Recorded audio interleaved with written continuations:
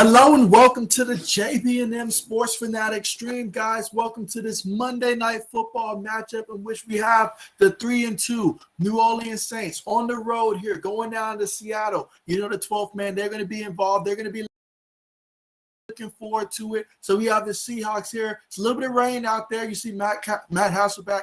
He's out there. You know, he's fired up. And so we're about to have kickoff on the way here between these two teams here. Jameis Winston versus Geno Smith. Let's see who comes out on top in this one. But this should be a good game here. Certainly looking forward to it for sure. We're going to kick things off, and that means that the Seattle Seahawks are going to get the ball first in this one. So let's see how this goes. Kickoff is on the way.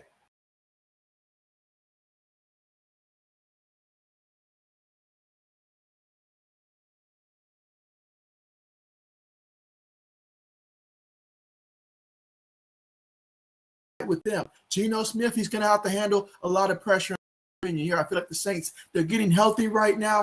They're going to be fired up, and we're going to see things go.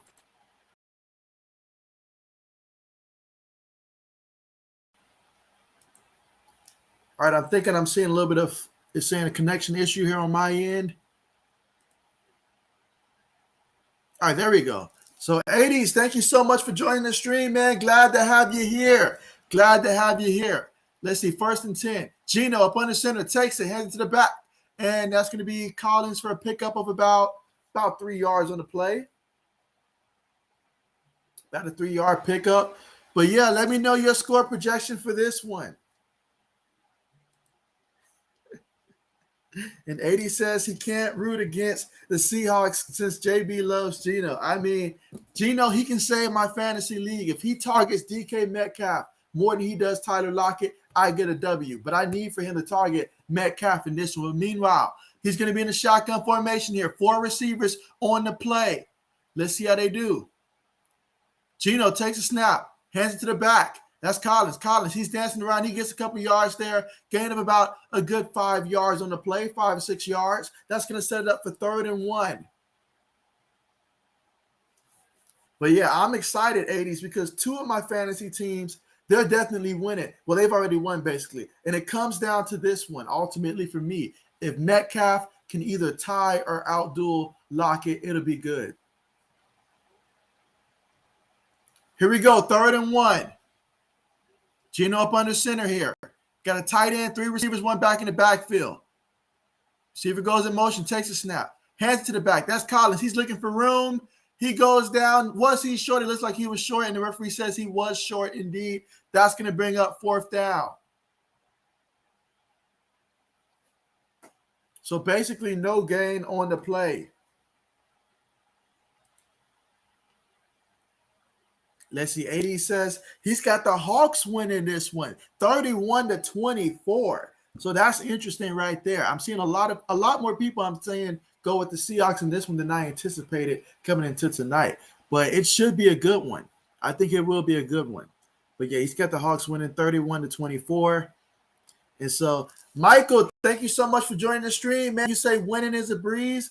Hey, make it look breezy out there, you know. But, hey, appreciate you for coming through. Glad to have you here on the stream. Let me know who you got winning this one and your final score projection as well. And also, if you have anybody in a fantasy football league that's playing tonight, let me know that as well. Because you're going to hear me talking a lot about targeting DK Metcalf and avoiding Tyler Lockett like the plague right now, because I need to win my fantasy league, and it's going to come down to Geno's decision-making that's going to do it for me. But now we get to see the Saints with the ball. The Saints, they've been getting a lot more healthier. We saw what they did opening week. I mean, when they destroyed the Green Bay Packers. But when they're healthy, this team is very good. When Jameis doesn't get pressured, he is extremely good. I checked the numbers. He's extremely good when they don't pressure him. Meanwhile, Alvin Kamara, he picks up 5 yards up the middle on the carry, takes it to the 25-yard line of the New Orleans Saints. The keys for the Saints is going to be on the offensive line. It's going to start with the offensive line and the ground game. And then from there, when Jameis gets the chance to air it out, you know he loves to go deep with that ball. And he's got a great deep ball to him. It's just make sure you don't ask him to do too much and make sure that you utilize Alvin Kamara as much as possible. That's the key for the Saints here. But the offensive line is going to make the difference in this one. Meanwhile, Got a snap here. That's a penalty. That's going to be against the Seahawks here. So they tackled the running back, but it's not going to matter. That was against the Seahawks defender. I mean, he just jumped off sides on that one. He got out there late, jumped off sides on that one.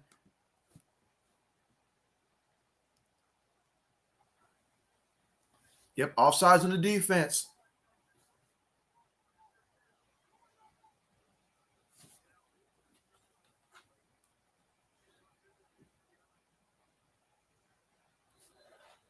But yeah, I'm hoping that this one turns out to be a good one in this one. I got the Saints actually winning this one. I think the Saints, they're coming off a bye week 2, rested up. I like a lot of what they got. They're getting more healthy. So I got the Saints winning this one. But here we go. 1st and 10 out of the shotgun. Jameis looking. Jameis, pump fakes. Jameis, he throws it. It's deep. Just overthrew the receiver on the play. He had a man. He had a man there. We saw last night how the rain can impact some plays. So let's see the impact here. But, man, he had his guy there. Nice pump fake. Ball was there.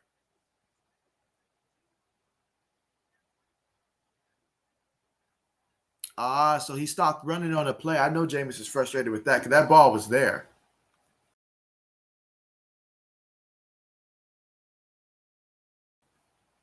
Center here, one back in the backfield. Takes a snap. Alvin Kamara, he's running. He gets about 4 yards on the play. It's going to bring up 3rd and 6. Ball at the Saints' 34-yard line.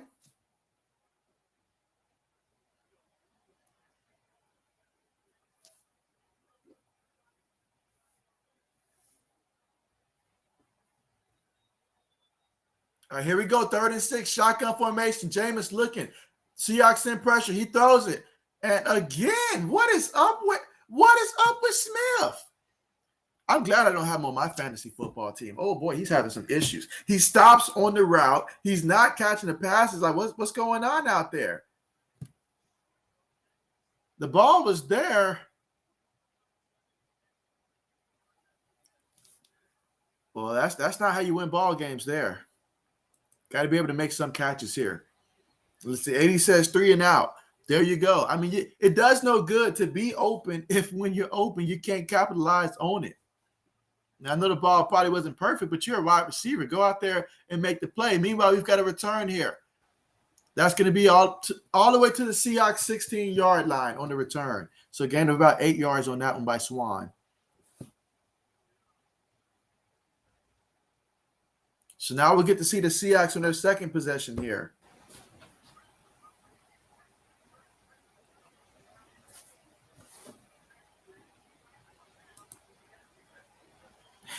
'80 says, blame the weather. Speaking of the weather, just like the weather changes, it seems like teams changes their mind. And so I saw your Eagles traded Joe Flacco, sent them back to the Jets, shipped them back to the Jets, I should say.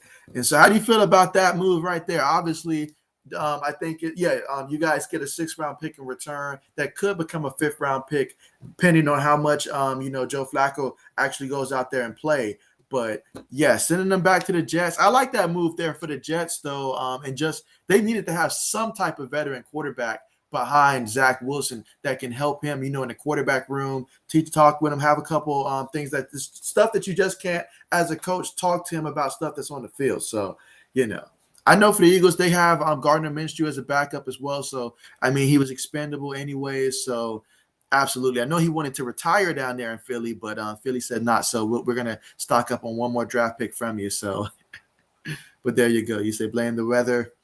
Let's see. Michael says he's got the Saints winning 24, Seahawks to 20. Okay, I'm liking the close score projections, and I really hope that's the case. I'm thinking the Saints win 28-17. I'm thinking that's the score is going to be. Saints win 28-17. I mean, that Saints defense is no joke. It's no joke. And so, but I need to see him target Metcalf a lot. Like, put up some 50-50 balls, let Metcalf go up there and be great. That's what I want to see. 80 says to the Jets. And so 80 says he didn't play a game, so who cares? And so, hey, there's some Jet fans out there that do care for their team because he's going to be the starter for them coming up. But nah, for your Eagles, yeah, it didn't make a difference. But hey, you guys, got a 6th rounder, maybe even a 5th rounder, just to move a 3rd string quarterback. So there you go. There you go. 80 says, you going against Geno? Shake my head. And so, hey, I mean, I just need Geno to go out there and throw the ball to Metcalf. That's it. As long as Metcalf gets more catches and more touchdowns than Lockett, I'm good. He's done right by me if he did that. Help my fantasy team because my opponent has Tyler Lockett. So, and we're very close. We're separated by like 4 points right now. Meanwhile, Geno takes a snap, hands it to the back. Collins, he's tackling the backfield. That's going to be a loss. Yeah, Saints, yeah, they're not an easy team to run on. Believe me. I know from experience watching my team against them. They are not easy to run on, especially when they're healthy, I should say. So here we go. Second down, and let's see. They're saying he got back to the line of scrimmage. That's mighty generous. Let's see. 2nd and 10.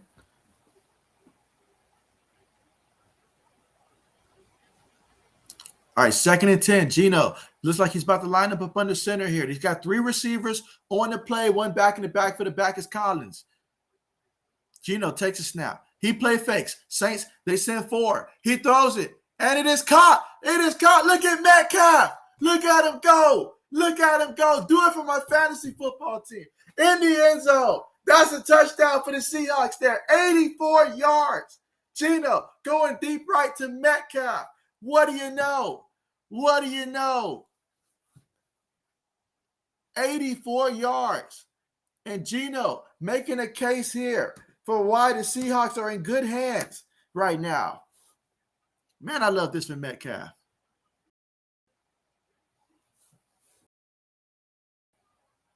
And so 80s, hey, I might need to pull a U. I might need to pull a 180 at this point tonight. Way to convert. And so I had a feeling Metcalf was going to go off when I saw Lattimore all up in his face, grabbing him like that. You don't do that to a guy like Metcalf. You know, what you do is you just make them go out there and dominate you. That's what you make them do. Meanwhile, the extra point is good. So we got the Seahawks up in this one, 7-0. 80 says, hey, you are against the Seahawks, no chance. Hey, I gave you my final score projection. That does not mean that I'm rooting against the Seahawks whatsoever. That just means how I think the game's going to go. I am definitely rooting for the Seahawks here to win this one.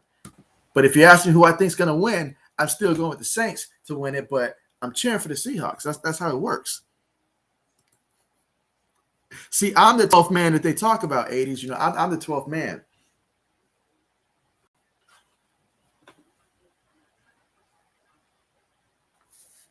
But what a play. Let me take a quick look at my fantasy football team. Oh, that felt nice. That felt nice right there. That felt nice.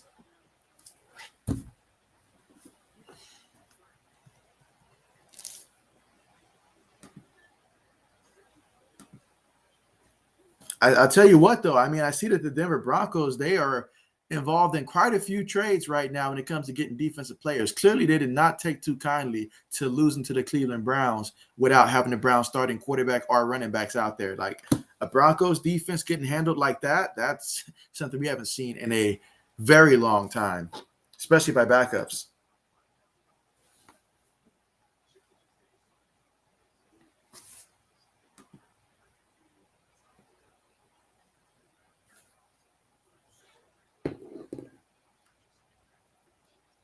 But yeah, that nice 84-yard completion. That was fantastic right there. I feel like Jameis would have had a touchdown that first time if Traquan Smith would have kept running and actually caught that ball like that. That it was there. At least if not that, then at least it would have been a big completion that would have helped them out. So this game could be, who knows, a back and forth game. Could be.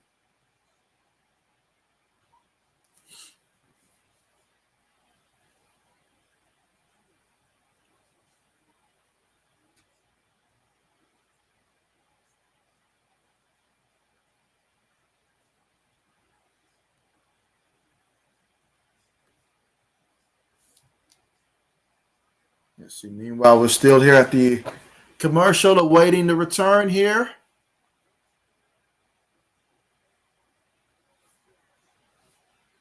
Oh, yeah, Matt. Lattimore better lace up them shoes. It's going to be a long night. Long night.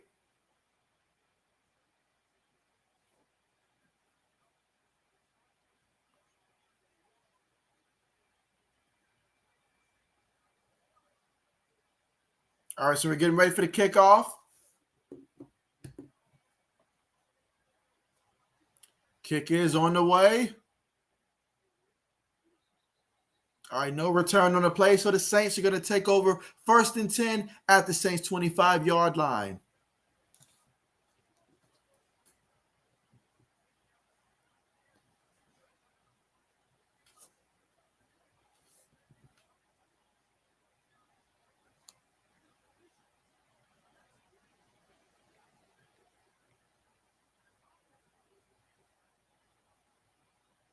I know that had to feel good for Gino right there. I know that had to feel good for him. Meanwhile, Jameis takes a snap, hands it to Alvin Kamara. He's looking. He's wrapped up. He picks up about 2 yards on the carry. That's going to make it 2nd and 8. Ball at the Saints 27-yard line.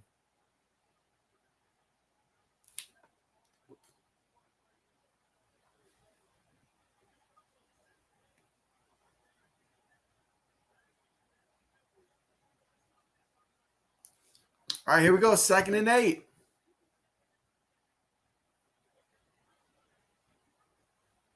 All right, Jameis up under center, takes a snap, fakes it to the back. He's looking. He throws it to the tight end. He's running. He's running, has the first down, and then some, picks up 15 yards on the reception. It's going to make it 1st and 10.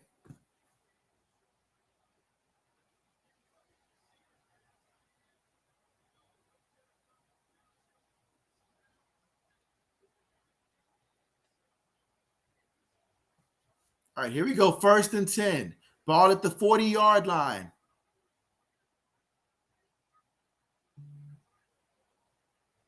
All right, Jameis up under center. Got a fullback in the backfield. Hands to the back. Camaro picks up about 3 yards on the carry.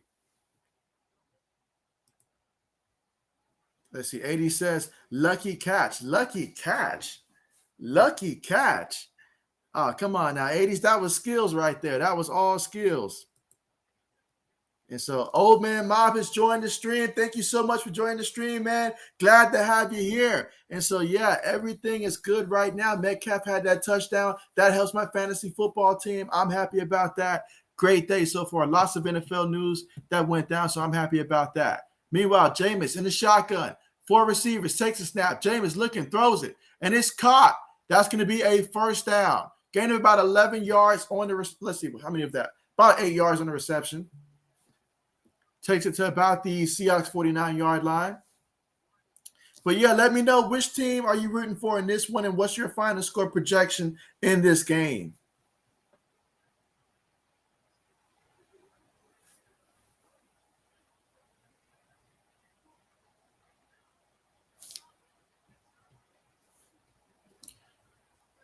All right, here we go. 1st and 10.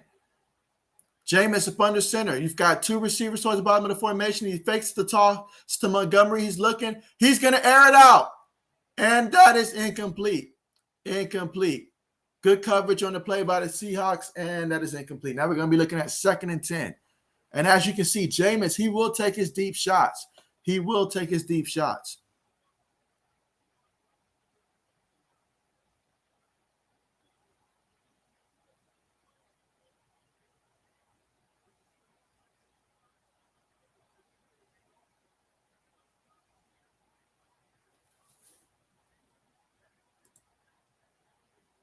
Let's see. Old Man Mob says he has New Orleans winning at 24-21.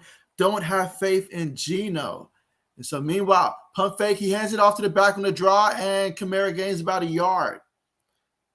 And so, yeah, for me, I mean, I think it just comes down to the Saints. They had a week off. They had a bye, lots of time to game plan, get healthy. They're getting healthier. And when this team is healthy, they're tough for starting quarterbacks to go against. And so, I mean, this is more so just an indictment on how good the Saints are in this matchup right here for me as to why I think the Saints will also win. I think it'll be more like I'm still going to go 28-17 and all like that because, I mean, a deep pass like that, I can't count on that for the rest of the game, but it sure was nice for my fantasy team. Meanwhile, Jameis takes a snap. He's looking, throws it quick. Alvin Kamara, he's running with it, trying to make something happen. He picks up a good 6 yards on the play, but the Seahawks, they get the stop, and they're going to force the Saints to punt the ball. Or will they consider going for it possibly?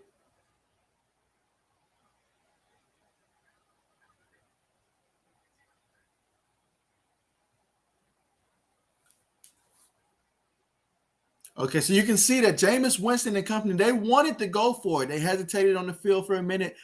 Guess they thought about it, but ultimately decided, let's go ahead and punt the ball. Punt is on the way. It's up. Lots of air up under this. And they have a chance to grab it. Oh, excellent job. Excellent job getting it at the 1 yard line. What a play. Excellent punt there by the Saints. And so now the Seahawks, they would have to go the length of the field if they want to get a touchdown. 99 yards is what they would have to travel to reach the end zone.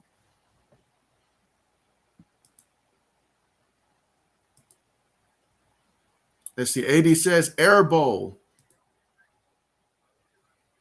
Then he says punt the ball. And so, yeah, punting the ball is the right decision because the last thing you want is to go for it, especially 3 yards, not get it. And now all of a sudden you get the Seahawks short field position again. They don't want to do that. So, yeah, at least if you punt the ball, and with that punt they had right there, pin them, maybe get a safety. If not a safety, get great field position as long as your defense goes out there and do what they're supposed to do. So, great decision, I think, on that part to punt the ball there.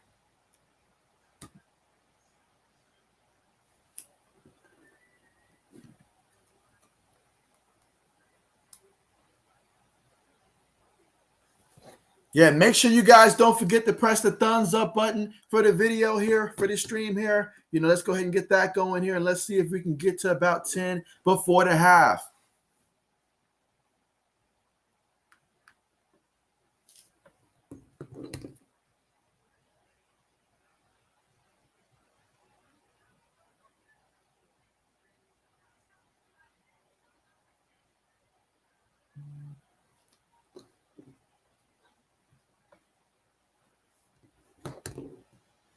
All right, let's see what AD says tonight. Let's see.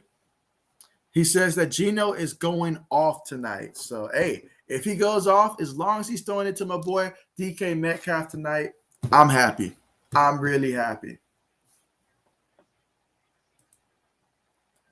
And so we have Mike here. Thank you so much for joining the stream, Mike. And he says that he will be here in a bit, but thank you for letting us know. Glad to have you. And when you do come back, definitely do let me know who you're going to be rooting for in this one in your final score projection when you do get back. But yeah, glad to have you here. Glad to have you here.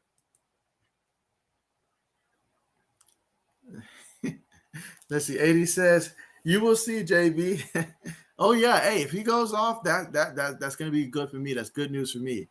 And so Mike says, let me get you some thumbs up. Appreciate that, Mike.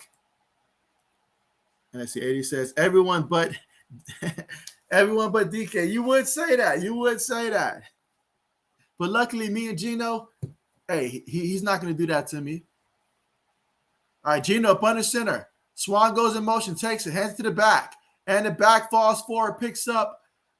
They're saying no gain on the, let's see, maybe a yard in the play. There's a flag. What's their flag for?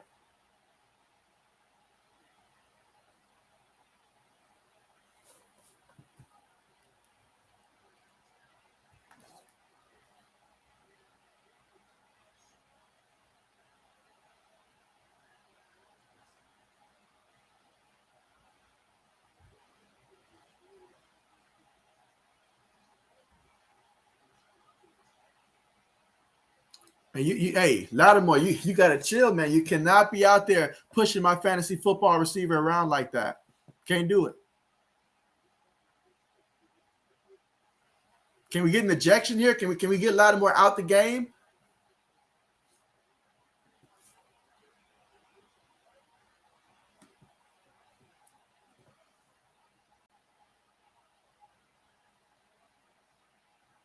All right, so yeah, they call Marcus Lattimore on that one. 15 yards. 15 yards. So that's going to help out the Seahawks offense. And if you're the Saints, you got to play with discipline, man. Like, play with some discipline. Keep your composure. You know they're going to get you back for that. You know that.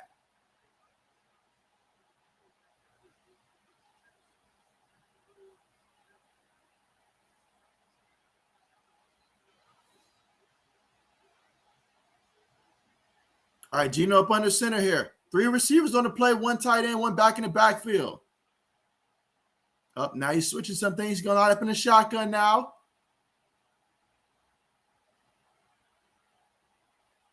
Takes a snap. Saints send 4. He throws it. And it is caught by Tyler Lockett.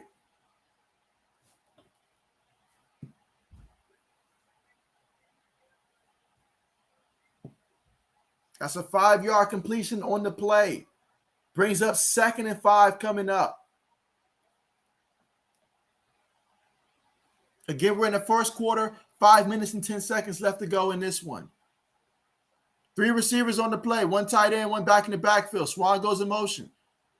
They hand it to Swan on the carry. He gets the first down, picks up 8 yards. That's going to be a first down for the Seattle Seahawks. So far right now, the Seahawks offense looks like they're actually moving the ball pretty well in this one.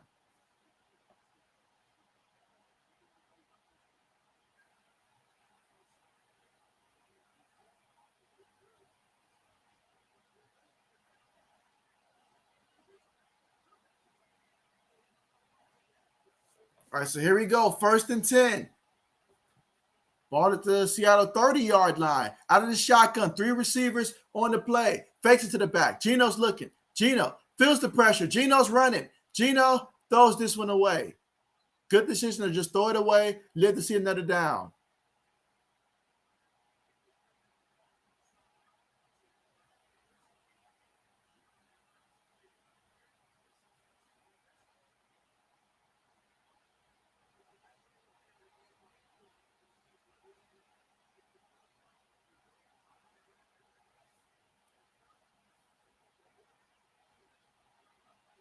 What are we doing, coach? Put him back in the game, man. Out of the shotgun. 3 receivers towards the bottom of the screen. Geno takes a snap. He's looking. He throws it. And it's going to be a loss of about 4 yards on the play. Who drew that play up? Tell me who drew that play up. That was a terrible, terrible play call. Brings up a 3rd and long situation. 3rd and 14. Back at the Seahawks 26-yard line.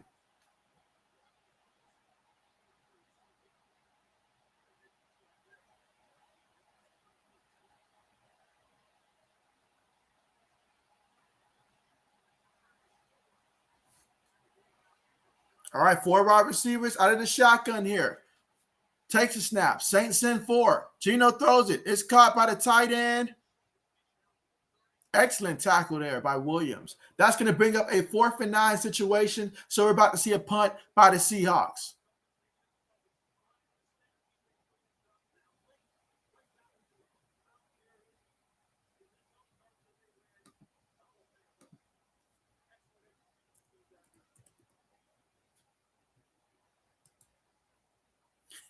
And 80 says, come on. So, yeah, he's like, what's going on out here? Let's see, punts on the way. All right, there's going to be a return. He's at the 20. Runs into his own man. Ran into his own man on the play. Come on, man. Come on. You got to have better awareness than that. Ran into his own man on the play.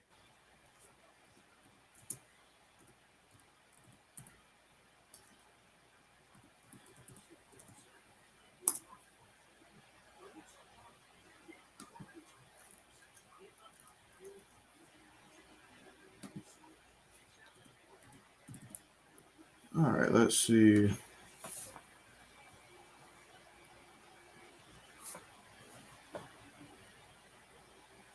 I will point out this, though. Both cornerbacks that the Saints have, they just so happen to play when they were in college for The Ohio State University. So that's interesting right there. 2 former first-round picks out of Ohio State. Just want to throw that out there. And so let's see. 80 says, man, I need more scores. And so absolutely. Yeah, we all need more scores right now. Absolutely. Let's see. Mike says the score. Yeah, the score is still 7-0. We've got the Seahawks up 7-0 in this one. We've got 2 minutes and 52 seconds left to go in the first quarter. But yeah, the Seahawks are still up 7-0 in this one. And when they scored, it was off an 84-yard touchdown pass to DK Metcalf. So that is how they ended up scoring that one. So it's still 7-0 in this one.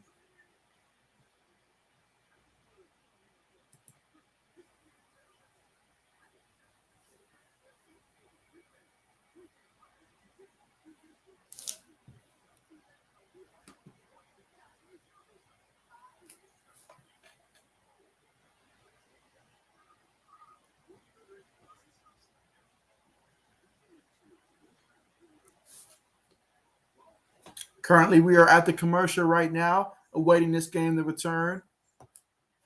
But when it does come back, it's going to be 1st and 10 for the Saints at the Saints 20-yard line.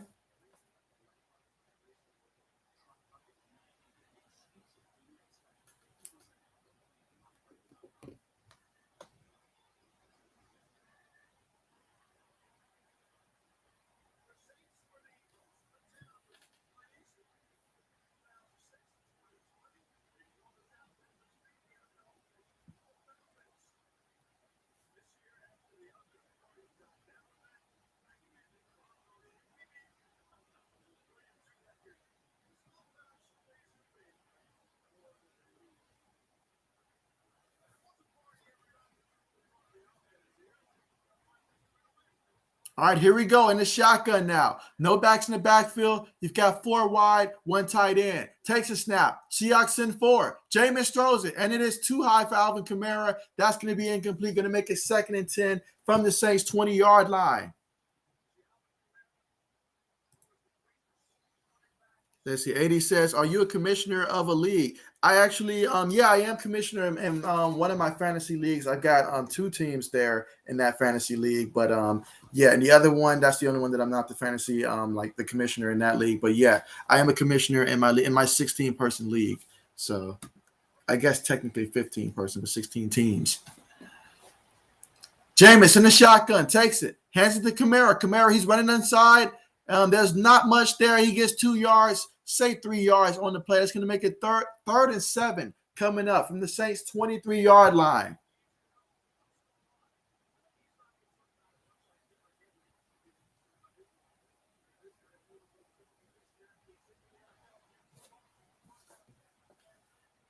All right, here we go. 3rd down. These are the plays you got to make if you're Jameis Winston here. Out of the shotgun, you've got 4 receivers on the play, 1 tight end. Jameis takes a snap. Let's see, Seahawks in 4. Jameis looking. He steps up, feels the pressure. They got him by the leg, and they bring him down for the sack. So Jameis Winston is sacked on the play. And that's honestly more of a coverage sack because I feel like he had ample amount of time to try to find someone to get it to quickly. But at the end of the day, it just wasn't enough. Like the guys weren't open.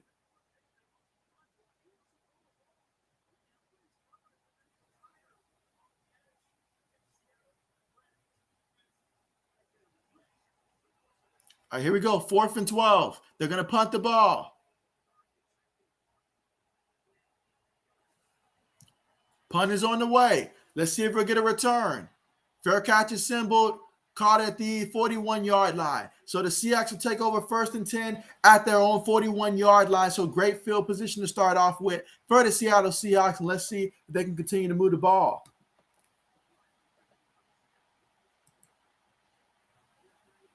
Let's see. 80 says going to be 3 and out. And so, yeah, absolutely. I see DK Metcalf getting back out there. Feed this man the ball. Let this man go out there and make some plays. Let's see. 80 says punt the ball and take a seat next to JB on the bench. And so there's room. There's plenty of room. Plenty of room. But nah, I mean, Jameis is a whole walking meme at this point. Like everything this man do is either hilarious or you're like, what is he doing? All right, so here we go. 1 back in the backfield. That's Penny. He's the back. You've got Geno up under center, 2 receivers towards the top of the screen. Takes a snap. Fakes it to the back. Geno's looking. He steps up. He's going to run. He's scrambling. He's looking. He got the 1st down, and then he slides. He picks up 12 yards before sliding, so that's the 1st down. Geno Smith showing that he's got a little bit of mobility to him as well. Fresh off the play fake. Didn't see anybody open, so he took off and ran through the middle.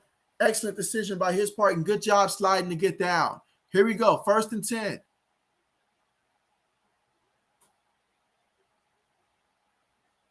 So far tonight, he's been 4 or 5 for 90 yards, 1 touchdown, and 12 yards on the ground. Geno Smith tonight so far. He's up under center. 2 receivers towards the bottom of the screen, 1 back in the backfield, 1 receiver at the top of the formation. Takes it. Hands to the back this time. That's Penny. And Penny picks up about 3 yards on the carry, making it 2nd and 7 from the Saints' 44-yard line.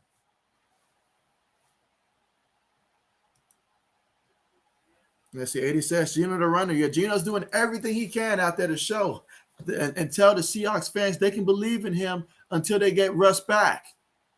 Gino up under center, one back in the backfield. Tight end goes in motion. 3 receivers on the play. 4 seconds left in this quarter. Let's see. They'll probably take that in the quarter. They tried to run the play there, but referee said that's the end of the quarter.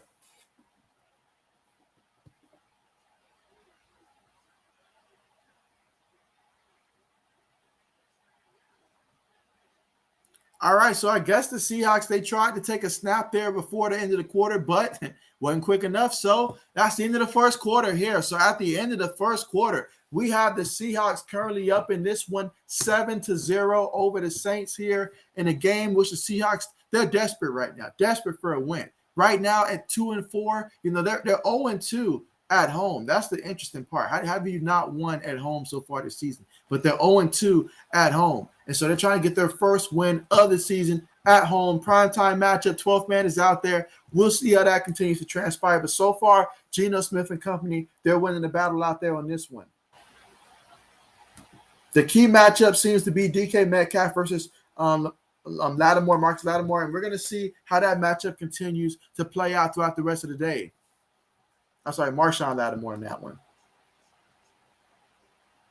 But yeah, so far in this game, let's see. Geno Smith, he's 4-5 through the air, 90 yards, 1 touchdown. So averaging about 18 yards completion thanks to that long reception that DK Metcalf had so far in his only reception for 84 yards and a touchdown. And then you look at Jameis Winston, he's 3 of 7 passing the ball, 27 yards. Had a couple times in that first drive that really something could have happened, but Traquan Smith was just unable to, for whatever reason, get to the ball or make the reception on either of those targets, and those were pretty open on both of those plays. But yeah, outside of that, Alvin Kamara, 6 carries, 18 yards. And for the Seattle Seahawks, you got Alex Collins, 4 carries, 9 yards so far in this one. Geno did scramble for 12 yards, and he's the leading rusher so far in this one at the end of the first quarter for the Seattle Seahawks, I should say. And so, but that's where we stand right now.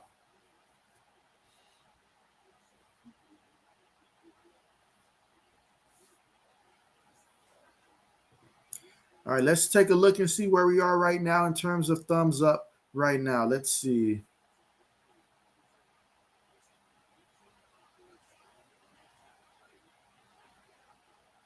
Okay, I see that we're at 5 thumbs up right now. Yeah, let's see if we can go ahead and get to 10 before the half here. We got 5 in the first quarter. Let's see if we can at least, at the minimum, get another 5 thumbs up here going here before we start the second quarter.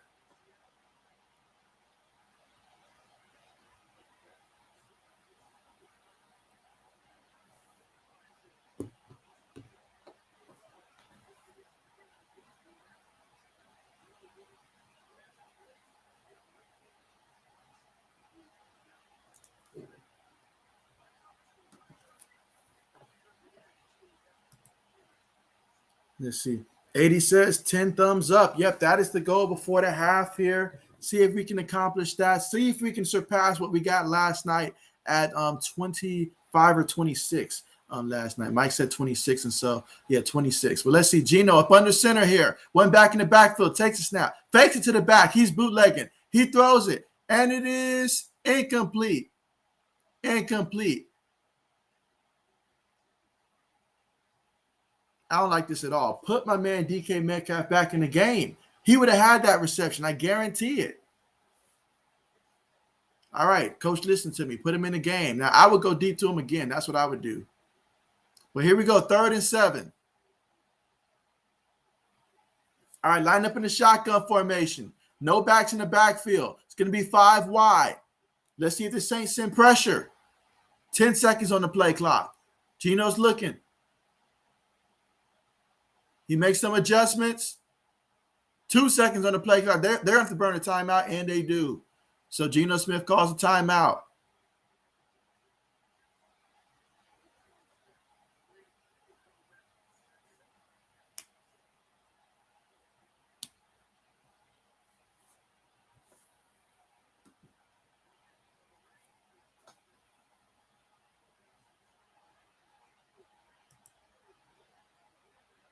So Graham Drills has joined the stream. Thank you so much for joining the stream. Glad to have you here. You said go Saints. What is your final score projection in this one? How much do you have the Saints winning by in this one? But thank you once again for joining the stream. Always a pleasure to have you on. But here we are at 3rd and 7. This is big for both teams here. Will we get a first down, or will the Saints defense come up here with a big time stop and get the ball back for their offense early here in the second quarter? All right, Geno's going to line up in the shotgun here. Homer seems to be the back in the backfield with him. 3 receivers towards the bottom of the screen, 1 at the top. Takes a snap. Saints send 4. They got pressure. They're sending the 5th one. Oh, the offensive line is hitting the floor. He throws it up there, and just to throw it away, and that's incomplete. Excellent job by the Saints. They sent some delayed pressure because I saw 4 initially. Then they sent a guy from the secondary in as that 5th guy. And, yeah, the offensive line went falling to the ground. That's never a good thing, and able to force the punt. All right, so let's see. Drill says 26-24 Saints. So there you go. That's the score projection there, 26-24. So there you go. And so I'm anticipating that at least by the time we come out from halftime, I'm expecting to see a little bit more scoring in this one from both teams. But, yeah, I can definitely see that being the final score as well. That's a high punt, but he caught it, and a high snap, I should say. Fair catch at the 12-yard line. So the Saints are going to take over 1st and 10 at the 12-yard line. We will see famous Jameis come out there once again, him and Alvin Kamara, and see if they can get their first points of the night in this one.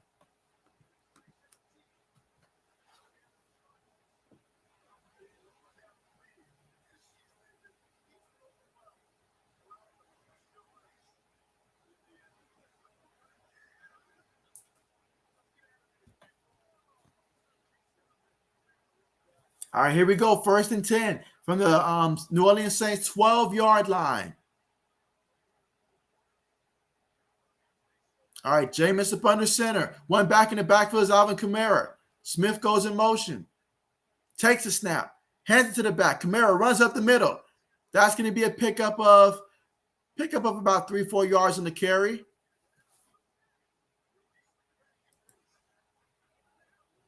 Let's see. 80 says the silent count. Gotta love that. Gotta love that. We've got a lineman currently down right now for the Saints.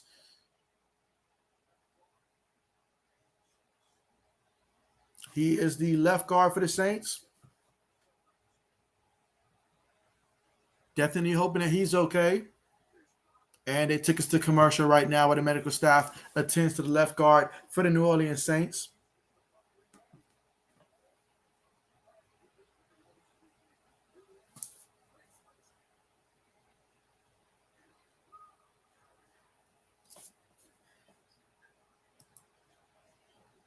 All right, so Big Boys has joined the stream. Thank you so much for joining the stream, man. Glad to have you here. You say, let's go Saints. And so, all right, we got a lot of Saints here tonight. Okay, what's your final score projection for this game right here?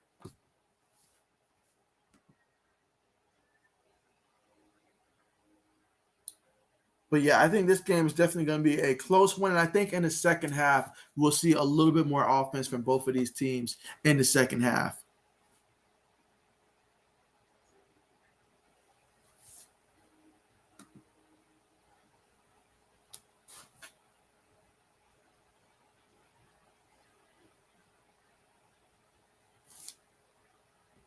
But, yeah, we're currently right now at the commercial right now due to the injury time out there in which they are attending to the offensive lineman for the New Orleans Saints right now. So definitely hoping for the best. And 80 says, let's hope. So he's currently hopeful right now that that's going to be the case.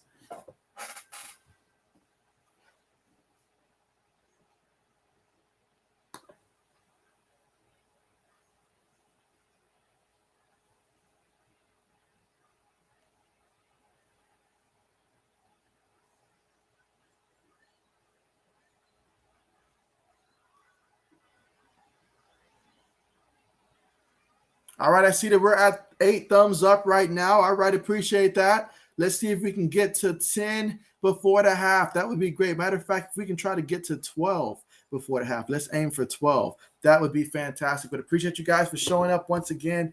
And yeah, we're currently right now awaiting for the medical staff to, finish looking at the offensive lineman here. All right, we're back from commercial.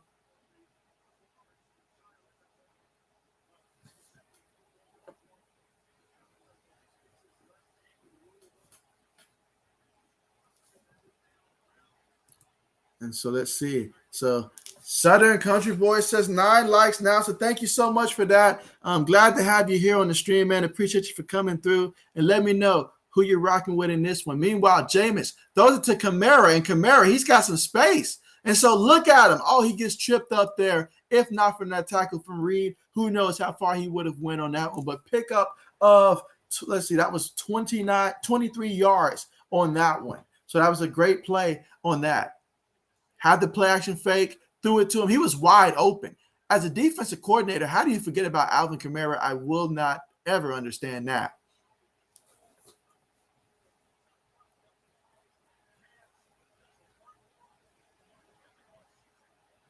All right, one back in the backfield is Alvin Kamara. Takes a snap from up under center, play fake. Tries to make the guy miss, just throws the ball on the ground. He saw Adams there. Did a good job of getting rid of that one and not taking the sack. I will say that.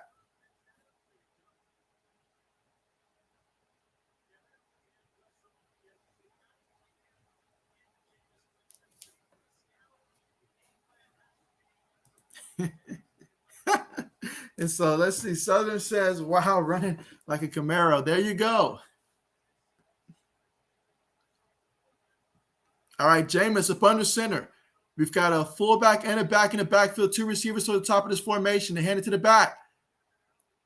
And so Camara, he picks up about 3 yards on the carry. That's going to make it 3rd and 7 from the New Orleans 42-yard line. Big 3rd down. This is very important right here, this 3rd down, to convert this if you're the New Orleans Saints. You want to get some positive momentum going at this point. All right, I see that they're taking out Alvin Kamara right now.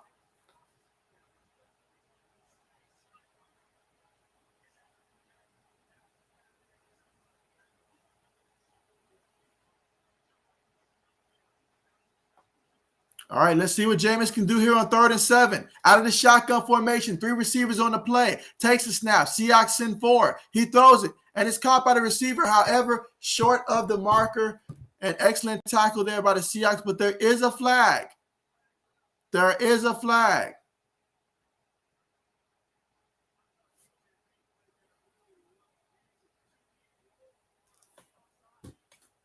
I'm going to need to see a replay with this one.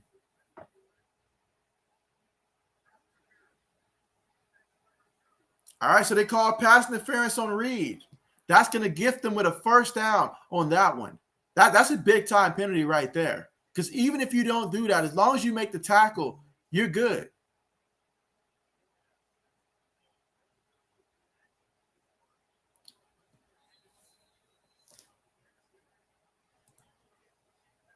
Let's see. Southern says the Saints will win 28-24. Okay, a little bit similar to my projection. I had 28-17 Saints winning. Meanwhile, Jameis takes a snap. Play fake. Jameis looking. He throws it, and it's caught by Camara. And he gets 7 yards on the reception.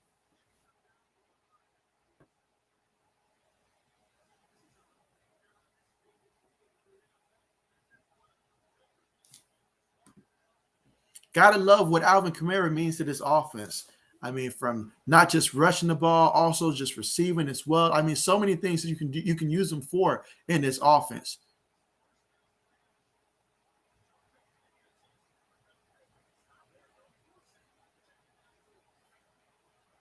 All right, here we go. Jameis up under center, takes a snap, hands it to Camara. Camara, he picks up 2 yards on the carry. It's going to be 3rd and 1 coming up.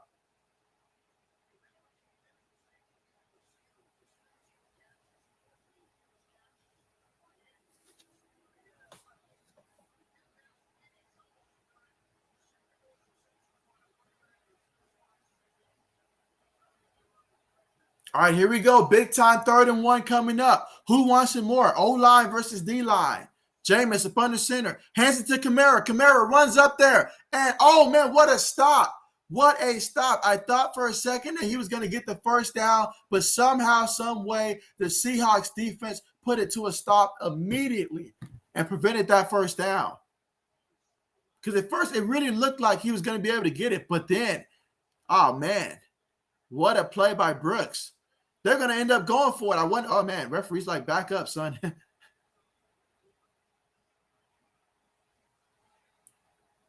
Jameis up under center, one back in the backfield. Trying to draw him offside. There is a penalty. There is a penalty.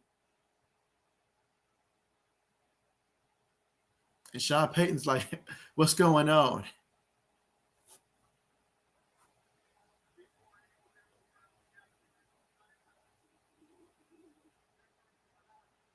Okay, so New Orleans called a timeout on the play. It's clear that it looks like Jameis wanted to get up to the line, do the quarterback sneak. Obviously, the referee was in the way. He wanted to sneak up there and get it going fast.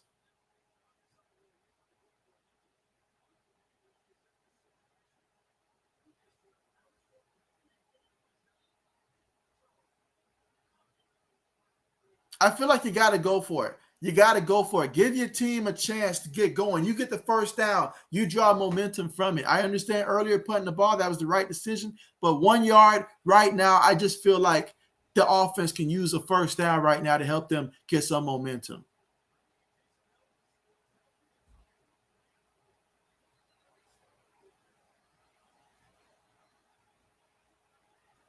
All right, I'm expecting a quarterback sneak. Let's see. Jameis up under center. Takes it. He does quarterback sneak it, and he gets the first down.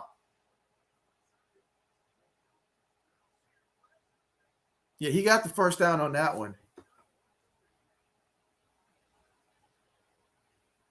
Oh, man, the entire right side of the offensive line jumped. How did the referee miss that? Sometimes they say it's better to be lucky. So, I mean, nice break right there for the Saints. But, yeah, 3 guys moved on that play before the ball was snapped.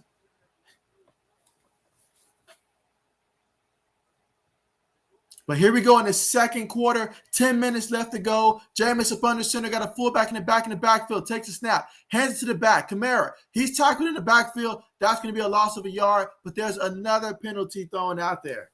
Okay, another penalty now.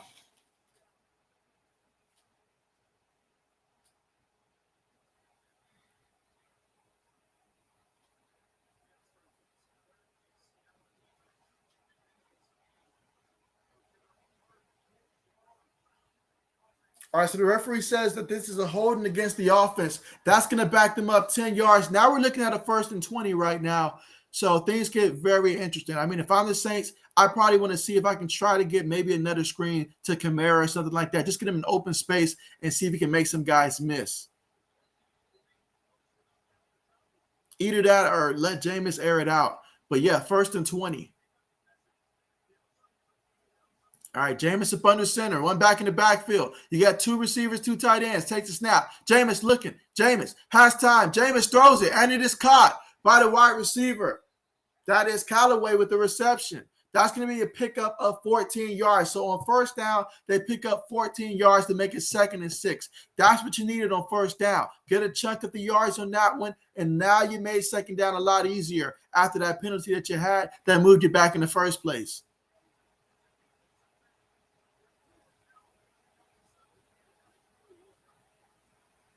All right, here we go. 2nd and 6. One back in the backfield. 2 receivers, 2 tight ends. Takes a snap. Jameis looking, throws it, and it is caught by the receiver. Referee says that he is short of the first down. That's when you got to get that first down.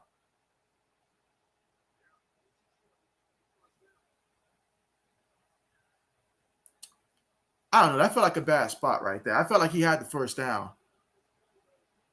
I mean, he catches the ball, turns it up. But here we go, 3rd and 1.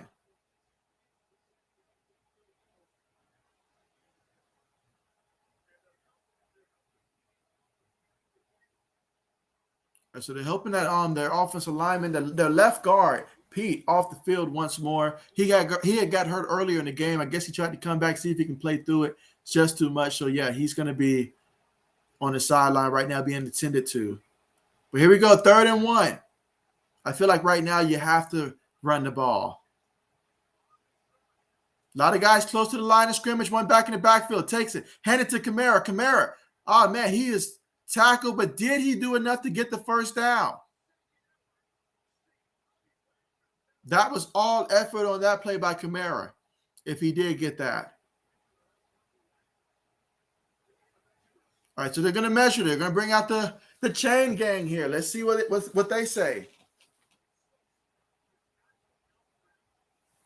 But yeah, that was an excellent job by Camaro, just getting out of that first tackle enough to fall forward and get you some additional, get you that yard that you need. Let's see if it's enough, though.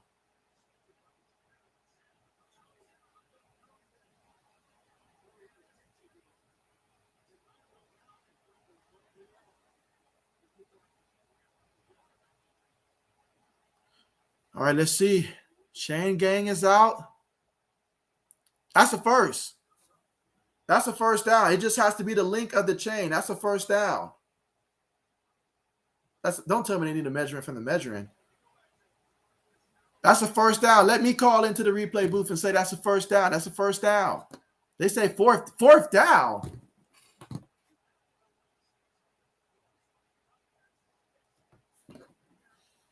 All right, so are they saying fourth down? All right, you got to go for this one as well. You got it before.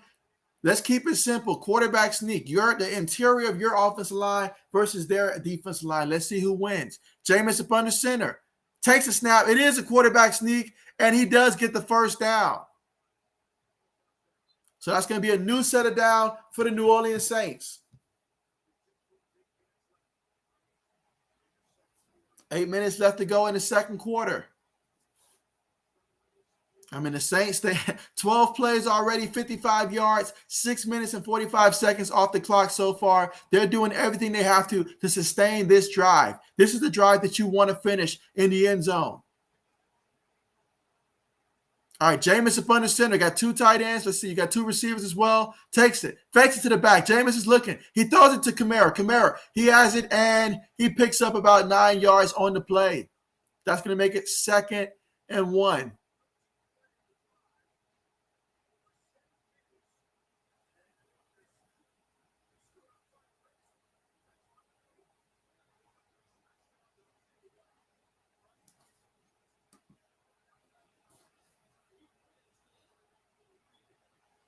I mean, that's amazing, though. 13 plays, 64 yards, 7 minutes, 20 seconds off the clock. You basically took most of the second quarter. Jameis up under center. All right, yeah, Seattle had to burn that time out there to get that substitution out.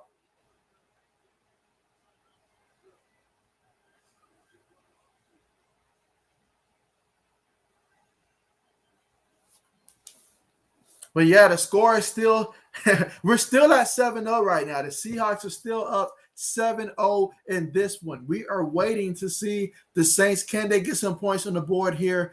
And this is a long drive. This is one that you have to cash in. I mean, for the Saints to put in this much work on the drive and to come away empty-handed would be equivalent to working about 12 hours and then not getting paid for it. It would be equivalent to that at this point. So they have to be able to go out there and convert this for a touchdown just because of how hard they've worked on this drive, converting on multiple fourth down situations. And so they got to make this work. Have to make this work. AD says, too many players on the field. So, yeah, they got to be better with the substitution there. You can't have those kind of plays there. You just can't have it. Cannot have it. But a timeout does help. It does help, at least if you're Seattle. A timeout does help you at least get a breather for that defense because they've been out there for quite some time now. So this is going to start to add up at some point. And let's see.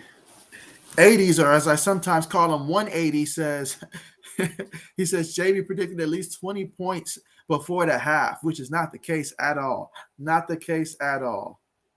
But then again, he also told me that Joe Flacco was going to win MVP for the Eagles this year. So we see how that worked out.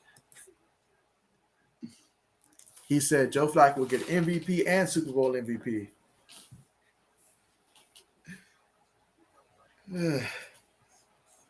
But yeah, definitely would love to see a score in this one. Like, please give us a touchdown.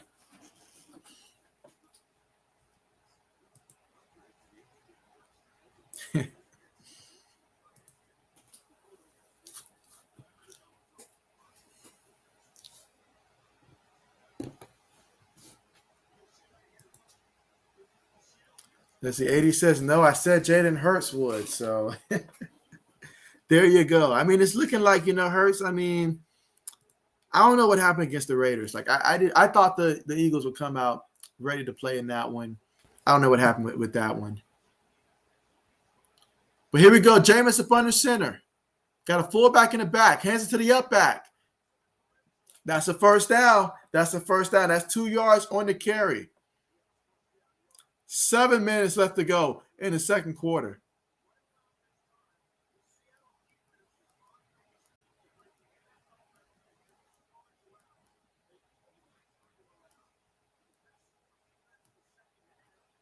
All right, here we go. 1st and 10. Long drive here by the Saints. They line up in the shotgun. 4 receivers on the play, 1 back in the backfield with him. Seahawks in 4. Jameis looking. Jameis, he wants to go, but there's nobody open. He's going to run. He's looking. Yeah, he's going to scramble. Oh, and what a play that was. Picking up 18 yards, stumbling forward for the extra 3-4 yards. But what a play by Jameis to take them inside the 5. Now you've got a 1st and goal situation from the Seahawks 4-yard line. Again, this drive, 15 plays, 84 yards, and over 8 minutes of action on this time of possession on this drive here. So you saw Jameis looking, kept his eyes downfield, and then he was running. Pump fake past the line of scrimmage, got a defender to jump, and there you go. He converted. So here we go. I know we got a lot of people rooting for the Saints here. Let's see if they can get a touchdown. Let's see if they can do it here. 1st and goal. Jameis up under center. Smith goes in motion, hands to the back, Camaro, and he is a yard shy of the touchdown. This is big for a lot of fantasy football owners. I know a couple of people that got Alvin Kamara on their team.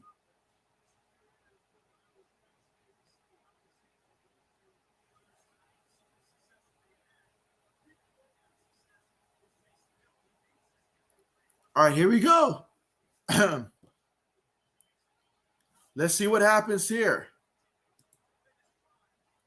Let's see. Digital Millionaire Credit Game University. Thank you so much for joining the stream. Glad to have you here. Meanwhile, Jameis takes a snap, hands it to Camaro. And Camaro, he's bunched up and he loses a yard on the play. So what a stop there by the Seahawks. And now it's going to be 3rd down coming up. 3rd and 2. This is critical. If you're New Orleans, in my mind, you have 2 plays to get in the end zone here. 2 plays. But yeah, glad to have you here. Let me know, what is your score projection for this one? By how much do you have the Saints winning this one? Assuming that you're going for the Saints in this one. But either way, let me know who you got winning and your final score projection. But this has to be a touchdown. If I'm the Saints, I would run it again. Jameis, he's looking to pass. He throws it in the end zone. Deflected. Almost a crazy interception. Like, they got to chill with that. This close to the thing, you got to run the ball. Are they really going to go for the field goal attempt? Wow, they're going to go for the field goal. I honestly would go for the touchdown. I really would. I don't know why he did that.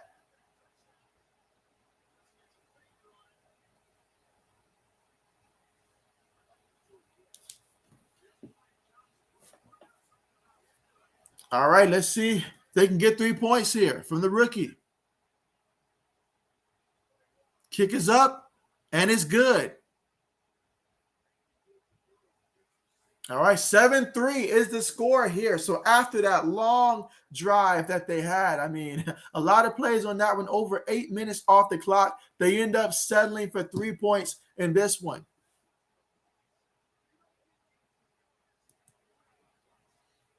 Let's see, 80 says, go for it. I mean, I honestly feel like they should have went for it as well. You work so hard to get down there in a game in which you really want to get something going. A touchdown could really elevate the confidence of the offense, but you settle for the 3 points there. I mean, it's good to have the 3 points, but I would have personally preferred to go for the touchdown on that 4th down and 2. Let's see. All right, so Digital says he's got the Saints winning 30-27. All right, so we've got a lot of people here for the Saints out here tonight. Okay.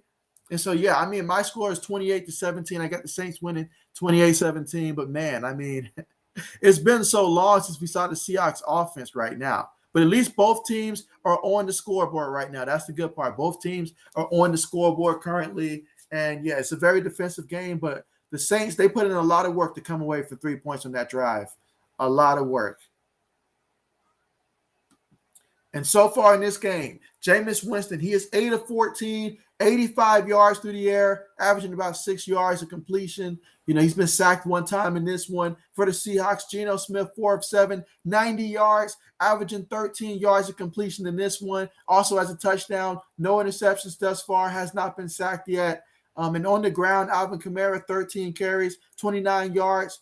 And in addition to that, he also has 4 receptions for 45 yards, averaging 11.3 yards of reception in this one. And so Jameis Winston, he's ran it 3 times for 21 yards, averaging about 7 yards a carry. Of course, 2 of those were quarterback sneaks. Then he had that one 18-yard carry as well.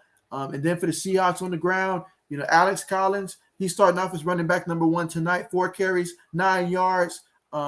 Rashard Penny in his return, 2 carries, 4 yards. Then Geno Smith had that one scramble for 12 yards as well. And DK Metcalf has that 84-yard reception that resulted in the touchdown. Let's see. All right, so We Are Debt Collector says 12 likes. All right, appreciate that, and thank you so much for joining the stream. Glad to have you here. Let me know which team you got winning this one and also your final score projection in this one. Would love to hear from you. And also, guys, if any of you have players that are playing right now on your fantasy football team, let me know that as well. Certainly want to know who you guys are rooting for if you do have someone playing tonight in fantasy football as well. So let me know that also. But, yeah, right now we've got a 7-3 game in this one. There has been some rain throughout this game as well, so that's another thing to keep in mind. But, yeah, I mean, I feel like the Saints, honestly, on that first drive, that should have been a touchdown drive for them, but they were just off. But since then, that pass drive they just had was their best drive definitely of the game. Just sad for them that it fell short of getting in the end zone. Meanwhile, we're going to have a return here by the Seahawks. He's at the 15, 20, all the way to the 23-yard line. So we're looking at 1st and 10 from the Seahawks 23-yard line.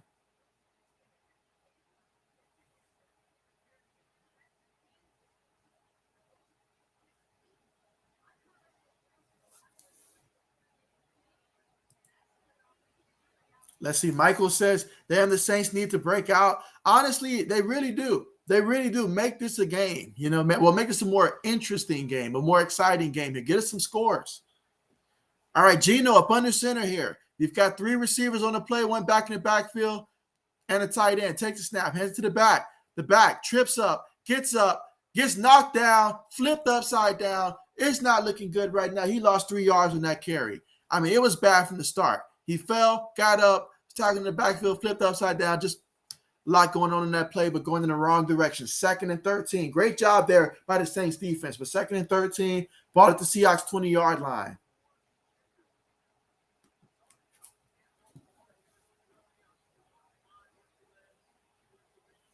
All right, here we go. Geno in the shotgun. Got 5 wide on the play. Lockett goes in motion. Takes a snap. Geno's looking. Geno throws it, and it is completed. That is Swan with the reception. Up there's a flag. Let's see what it is. There's a penalty.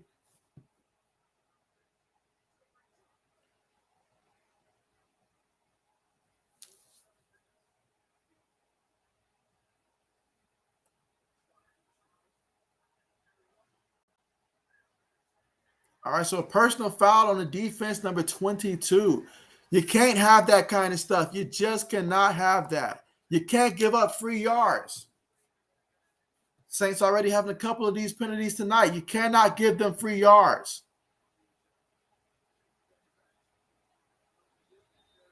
Again, we're in the second quarter. Got 3 minutes and 30 seconds left to go before the half. Geno lining up under center. Penny's the back in the backfield. Got 1 tight end. Got 3 receivers on the play. From up under center. Takes a snap. Fakes it to the back. Geno's looking. Steps up. Throws it. Going deep. Incomplete. No good. That's what he gets for targeting Tyler Lockett. He needs to target my guy, DK Metcalf. Help my fantasy football team out.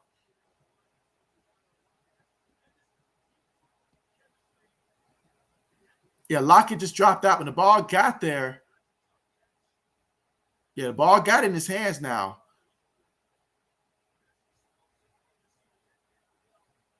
Here we go, 2nd and 10.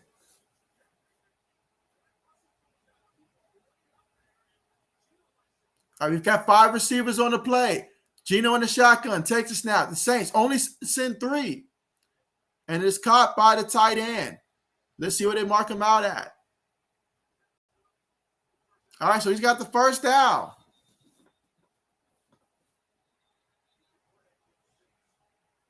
We've got a Saints player down right now. It's going to be looked at by the medical staff.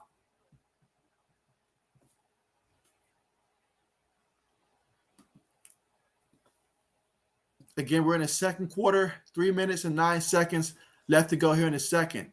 That is Ringo who's going to be going to the sideline.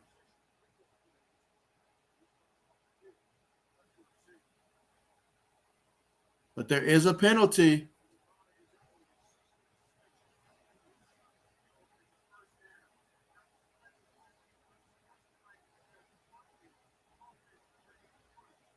What? We're calling a taunting call out here? What? What is up with that? Really?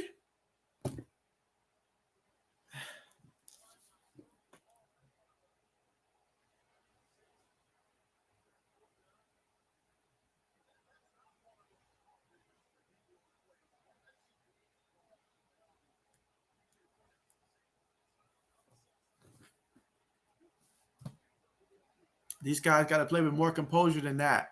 Got to have more composure than that. Tight end goes in motion. 3 receivers on the play, 1 back in the backfield. Geno Smith up under center. Takes a snap, hands it to the back, and there's nothing there. He gets back to the line of scrimmage. Nothing on the play. It's been that way for Penny all game long. And so 80s, he doesn't like it. He says, come on.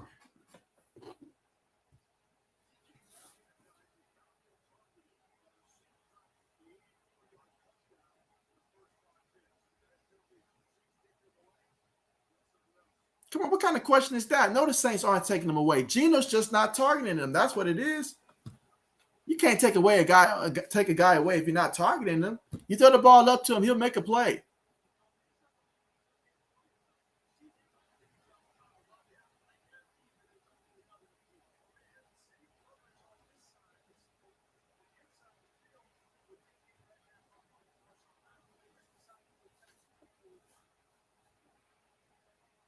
All right, here we go. 4, let's see, 3 receivers on the play, 1 tight end. Tight end goes in motion. Out of the shotgun, Geno takes it. Saints sending pressure. Geno has to throw it up there.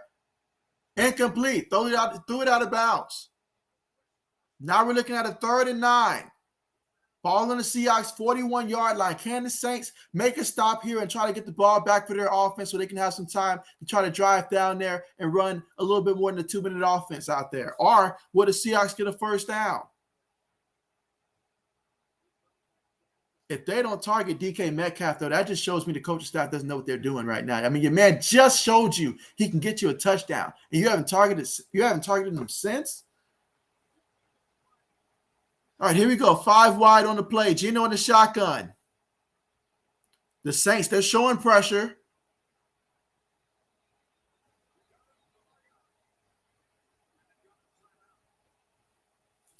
All right, we got a timeout here by the Seahawks, their 3rd timeout.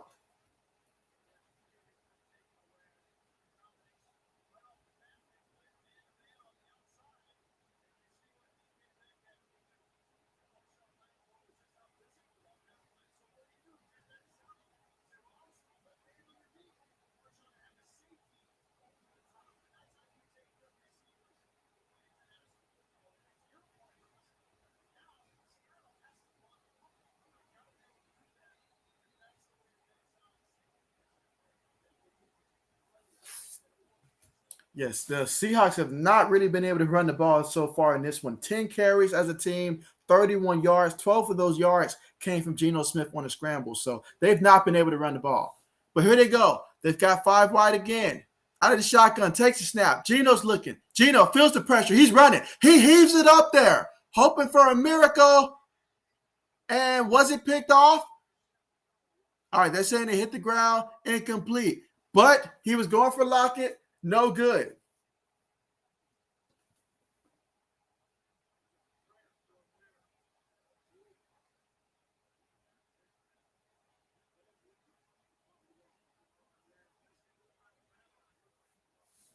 All right, so we're about to see a punt come up here. Then we're going to see the Saints come out here again offensively, trying to see if they can finish this time in the end zone. But first things first, let's see the punt. Punt is on the way. See if we'll get a return. Fair catch symbol at the 15-yard line. So the Saints will take over 1st and 10 at the 15-yard line.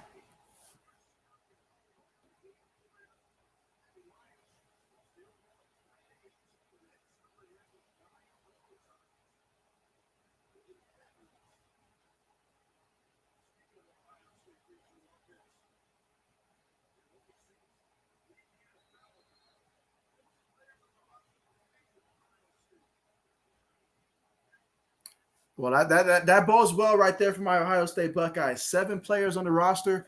Absolutely love that. Got to root for them in this one. But here we go. Jameis in the shotgun. Got 5 receivers on the play.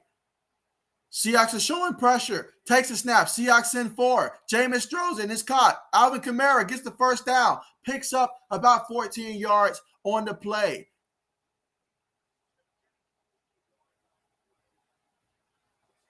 The Saints only have 1 timeout. They're lining up quickly here. Out of the shotgun. 1st and 10. Jameis takes a snap. Jameis is looking. Feels the pressure. Throws it. Incomplete. Just a little short. Aiming for Kenny Stills. So that's going to be the 2-minute warning.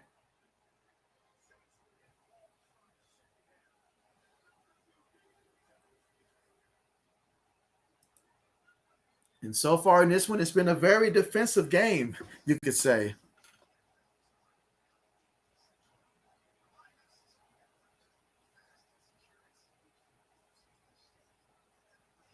All right, let's see.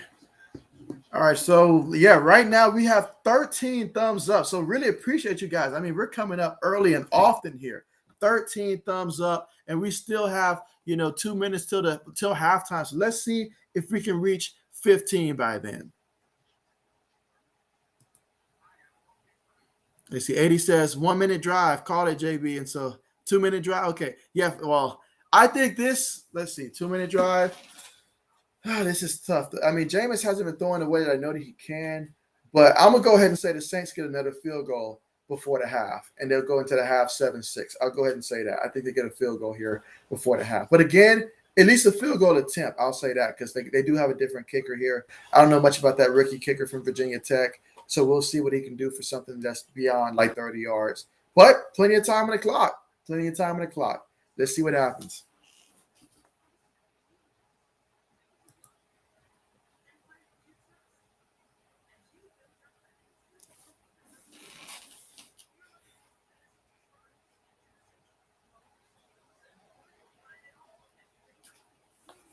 But yeah, the Saints defense, I see they're doing a great job of locking down DK Metcalf. So I'm going to need DK to still find a way to make some plays, though. Do it for my fantasy football team. Make some plays for me tonight.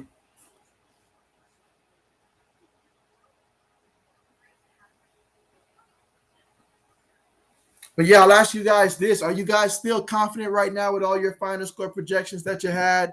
You're still confident in seeing the Saints get about 24, 28, 30 points in this one, and vice versa for the Seahawks getting about 27, 24, 17 points.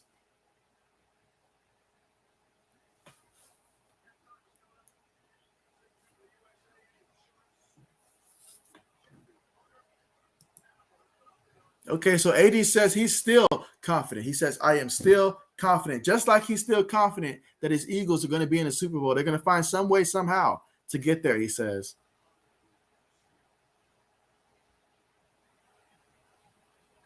All right, here we go. Out of the shotgun formation, 3 receivers, 2nd and 10. Jameis with the snap. Seahawks send 4. Jameis throws it. It's caught by Camaro. Camaro tries to make the first guy miss.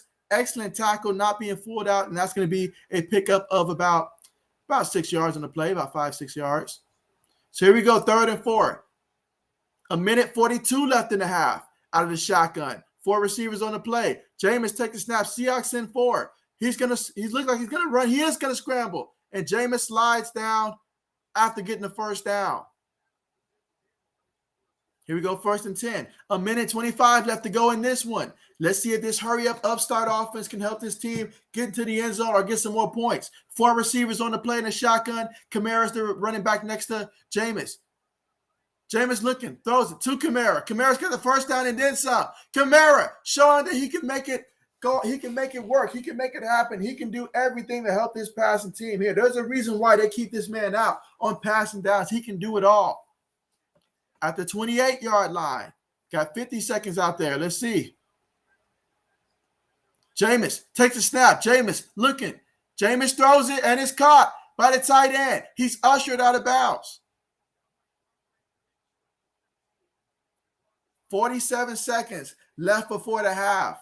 So the Saints offense, they're moving the ball now. They put themselves in position here. 6 plays, 72 yards, but just a minute 34. So they're doing a great job here in terms of moving the ball quickly. But now, 47 seconds. How are they going to play this with just 1 timeout left?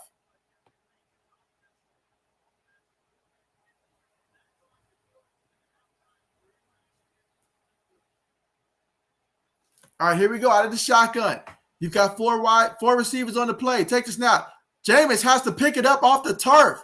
Throws it to Camara, and Camara gets in the end zone for the Saints. We have a touchdown. Touchdown, New Orleans. How about that? Coming fresh off their longest drive of the game, maybe even the longest drive of the year, to result in 3. Just like that, they get a touchdown. What a play. What a play.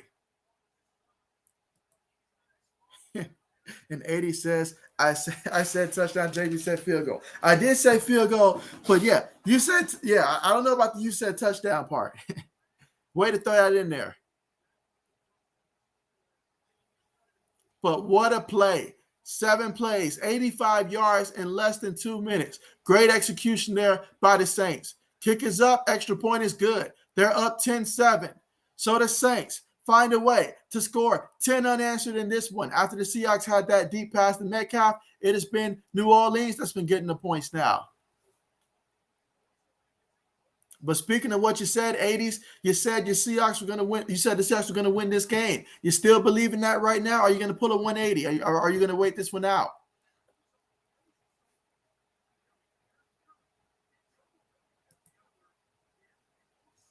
But what a play by Jameis, just to pick up the ball after not getting the snap and then still be able to get that pass off. And then Camara did the rest of it.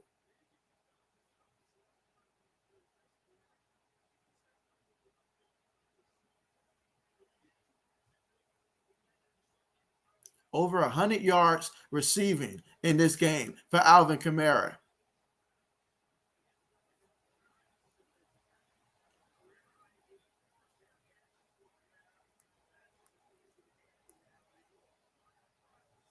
Kick is up on the way. We're going to have a return. Let's see, 15. Will he get to the 20? He will not. He gets to about the 18-yard line. 34 seconds left before the half.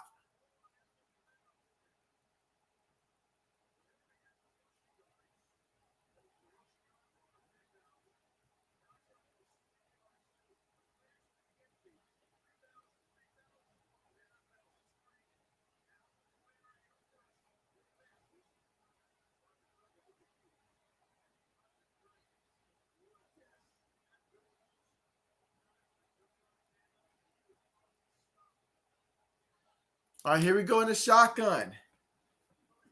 4 receivers on the play for the Seahawks. Let's see what they do. Saints are showing pressure. They send 4. Geno's looking. Geno moving. Geno still looking. There's a flag on the play. He just throws it up there. Incomplete.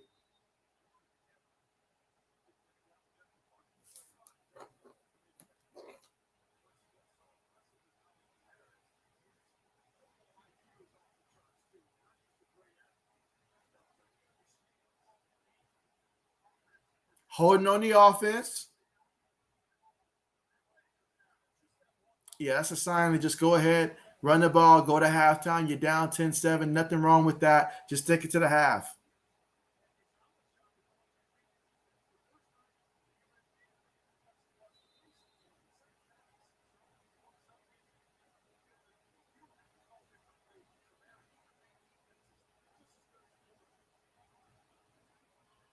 All right, here we go. Out of the shotgun formation, takes a snap, hands it to the back. And yeah, he goes absolutely nowhere. Absolutely nowhere. 20 seconds on the clock.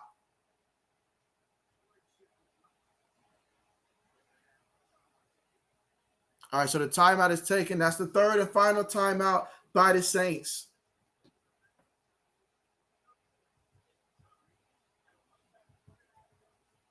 So there we're looking at a 2nd and 18 situation now.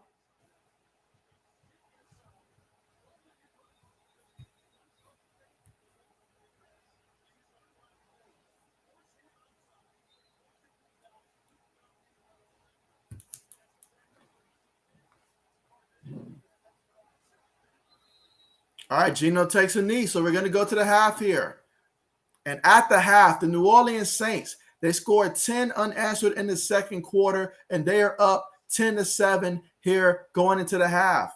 Alvin Kamara, over 100 yards receiving in this one on 8 receptions. That's 8 receptions, 109 yards, averaging 13.6 yards a reception. He's got 1 touchdown as well receiving. And on the ground, 13 carries, 29 yards as well. And so you add that plus Jameis Winston he's been able to throw 13 of 20, 164 yards, 1 touchdown, no interceptions, and sacked just 1 time. Also scrambled the ball 4 times for 27 yards. So that is the Saints right there. And as for the Seahawks, Geno Smith, 6 of 12, 110 yards, 1 touchdown, no interception, has not been sacked. On the ground as a team, 12 carries for 31 yards for the Seahawks as a team. And so obviously DK Metcalf with the 1 reception, 84 yards, and a touchdown so far in this one. So we'll see in the second half if these offenses can crank it up. Looks like the Saints probably should consider playing with more up-tempo on offense. They look really good doing that. Obviously, Alvin Kamara utilizing him. That's their best bet. So we'll see how things look in the second half for both of these teams when we return from halftime.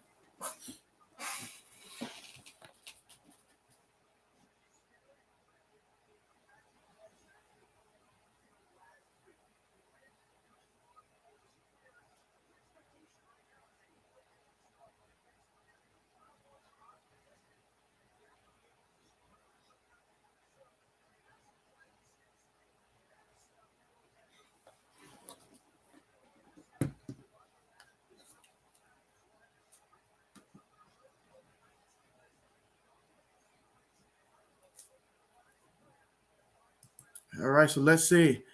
Mike says, is it halftime, JB? Yep, we are at the halftime, and the score is the Saints 10, Seahawks 7 at the half.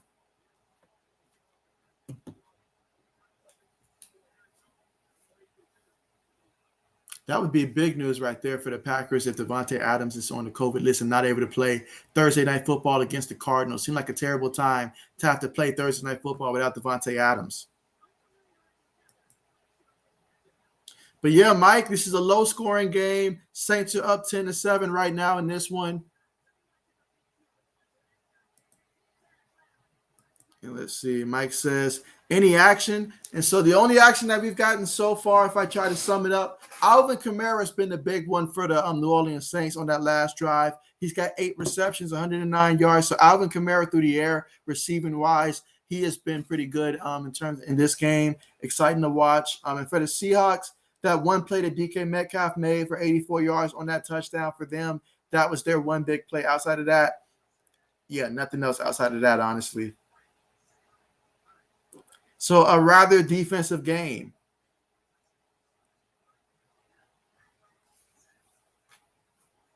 So far in this one, Bobby Wagner, he's the leading tackler in this game. He's got 7 tackles, including 5 solo tackles so far in this one for his team.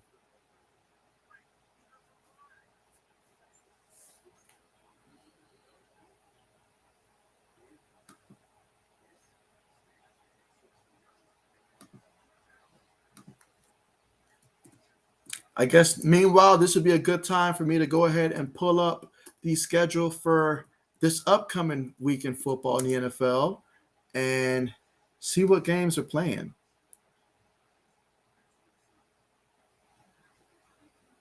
See which games you guys are thinking are going to win, coming up this upcoming week.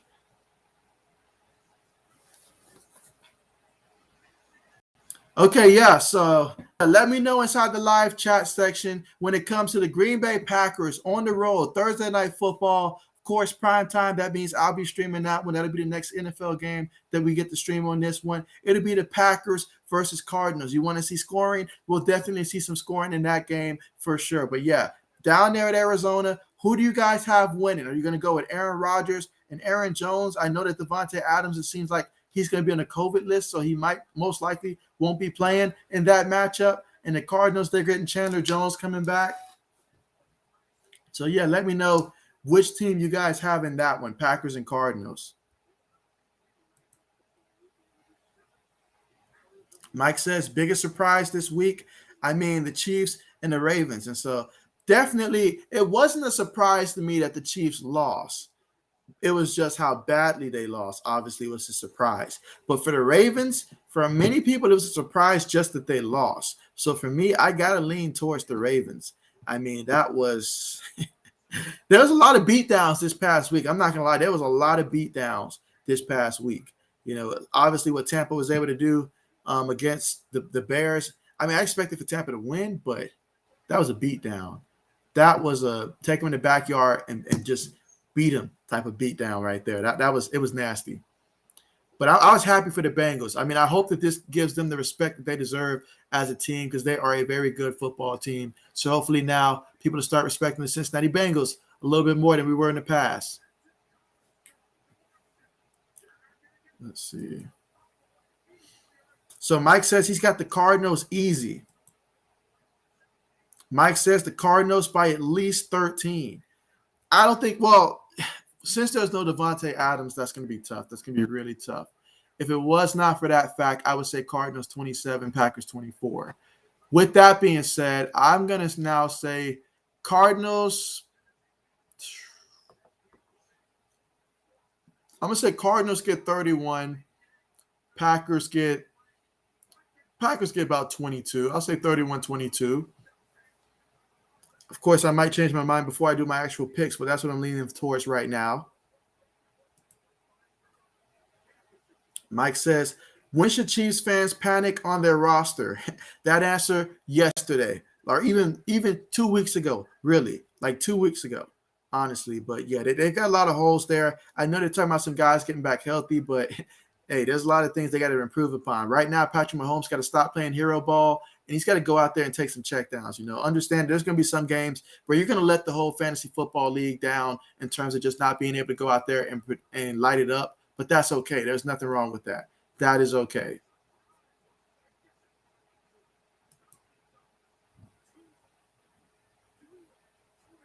All right, let's see. Mike says, I think it's apparent you take Christian McCaffrey, Terrence Marshall, and Arnold. Darnold can't win on his own. Oh, absolutely not. Absolutely not. Absolutely not. Let's see. Mike says, Arnold turned out to be a bad trade. And so, yeah, at the time, they were feeling, like, oh, we can dispose of him. I wonder why they made that trade, though. Like, did they feel that they were confident in, like, their other tight ends? Like, I don't see the reason why they particularly made that trade. But it is what it is. Mike says the Titans turned the world of NFL upside down. The Titans, and now they're bringing on the Bengals as well. Shoot, those two, absolutely.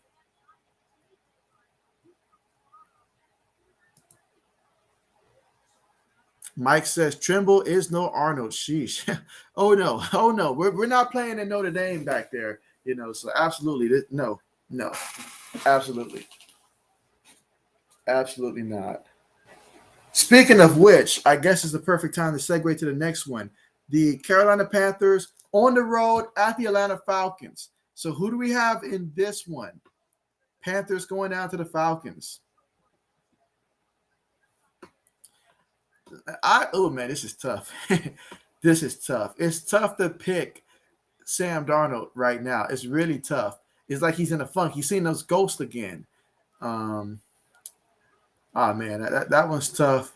But it's hard to pick Atlanta as well because they find ways to lose usually. But they did beat Miami. Kyle Pitts is going now. I feel like he's getting going now. Cordero Patterson, he's been good. I'm actually leaning towards taking the Panthers in this one right now. I need to see what's going on with Stephon Gilmore, but I might be leaning towards the Panthers. Mike says, I still think that Allen best, but can't take teams for granted. Oh, yeah, can never take teams for granted, but absolutely, I'm right there with you right now.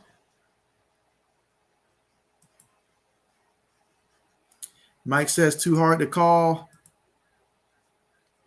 He said, you have the Falcons by 10. So the Falcons by 10. The only thing I will say is that I feel like every other team the Panthers have been playing the last couple games have had pretty good defenses. That's clearly not the case when it comes to Atlanta's defense, though. So if ever a game to bounce back, this is the game to bounce back for the Carolina Panthers here. So it may be close. It may be close. Ultimately, it may be the Falcons winning 27-26, I'm thinking. 27, maybe 26. Maybe something like that. Or maybe it's maybe it should be a little lower than that. But I don't know. I got a lot to think about for that game there.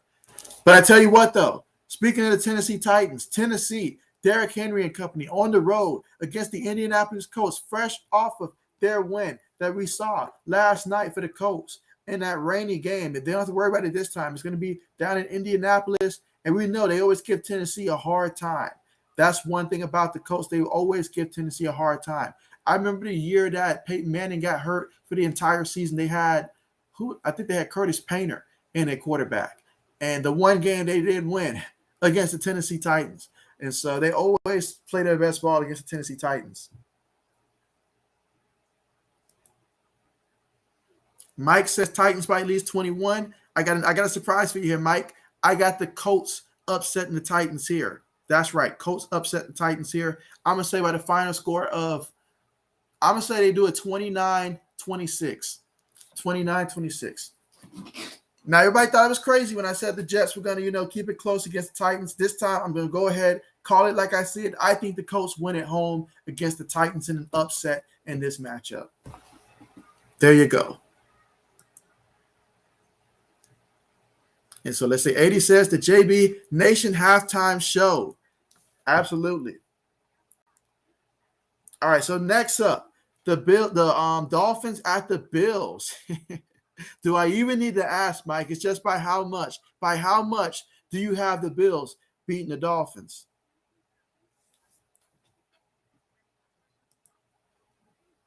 Let's see. 80 says he agrees. Titans all the way. And so, the Titans definitely should be favorites, but I'm going to go Colts on the upset here. Because if there's one thing we know about football, upsets happen when we least expect it. So I'm going to go Colts to beat the Titans.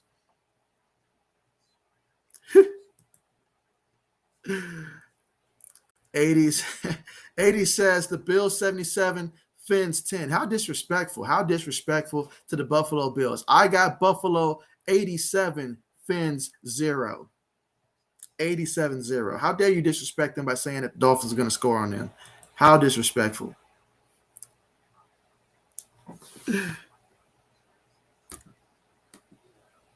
Let's see. But yeah, let's see. But yeah, Mike, definitely once you get the chance, do let me know your score projection for that one as well.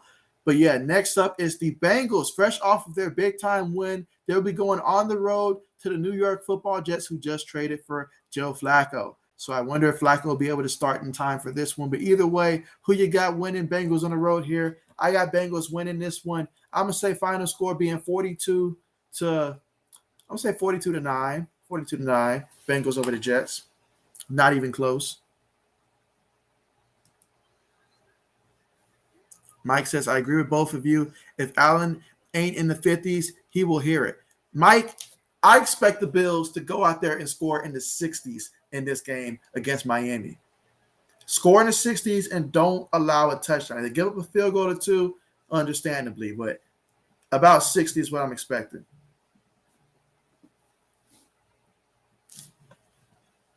This will be the trade. That'll be the game that if that game happens and the Dolphins have not traded for Deshaun Watson, that'll be the game that makes them trade for Deshaun Watson after that performance that they're about to see and remind them how bad he does against Buffalo. That'll be the one that makes them pull the trigger and say, all right, we'll send you guys 7 first-round draft picks for on the surface of Deshaun Watson, regardless of what cases he have against him at that point.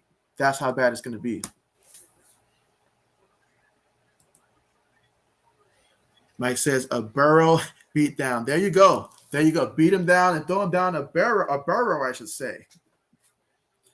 Ooh, the Steelers on the road at the Browns. You know, the Browns, I believe Nick Chubb should be back for that one.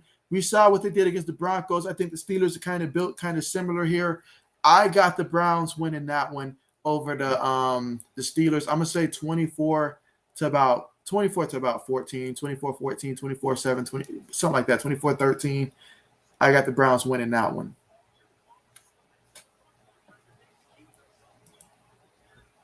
Ooh, Mike says Steelers by 10. Interesting. So Mike believes in the Steelers here. They made believers out of him after that first game against the Bills. However, I don't think the Browns are going to pass the ball enough for that to be a thing here. I think the Browns win that one at home. But here we go, about to have kickoff on the way here. I'll throw one more game out there for you. 80s, are you intentionally going with Mike on all of these picks? I'm starting to realize a trend here. Meanwhile, kickoff on the way. We're going to have a return. Let's see the 10, 15, 20, 25, 30, all the way to about the 32-yard line of the Saints on the return. So the Saints are going to come out 1st and 10 from the 32.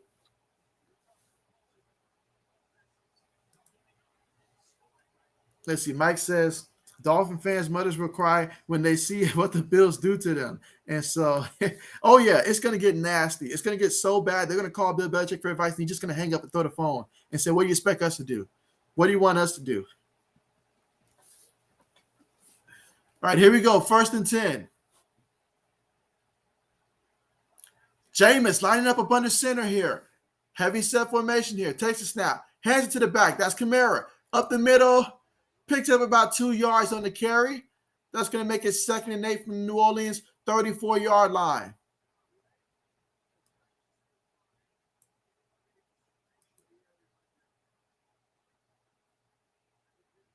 Oh yeah, the Dolphins, they're gonna start petitioning that they can get outside the division after this one. This is gonna get ugly, real ugly.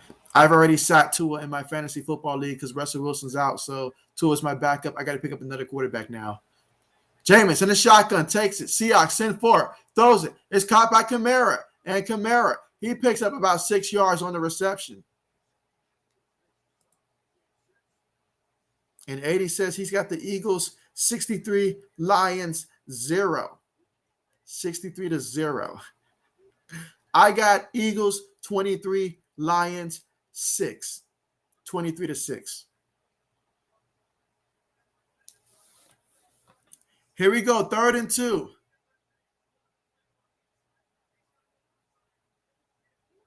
All right, here we go at the shotgun. 3 receivers on the play.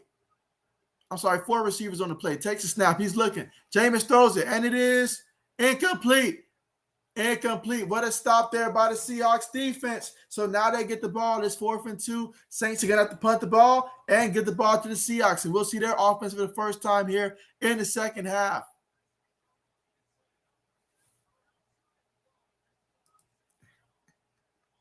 And Mike says, easy 80s. I agree. I mean, let's not forget now. The Lions did beat Detroit, but it was 28-19. You know, it wasn't that bad of a blowout right there. Let's keep that in mind. Keep things in perspective. Fair catch at the 12-yard line. All right, so Mike says that he's looking forward to seeing Geno.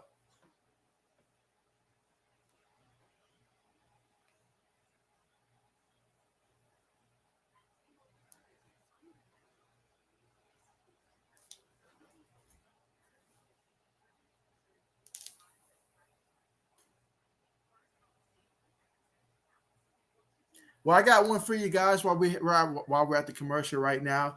Who do you guys have winning this one? The Patriots at the Chargers, Who do you guys have winning this one and your final scores for that one?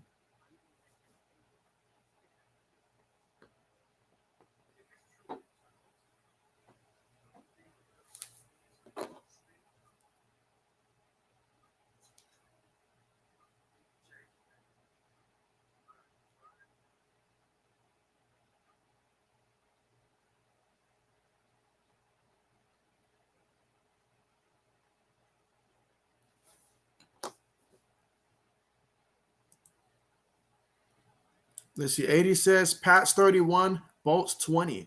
I have to agree, and I'm going to go Pats 31, Bolts 26. 31-26. I go past 31-26 in that one. Tough week for me because I got so many people on my fantasy football team that's on the Chargers team.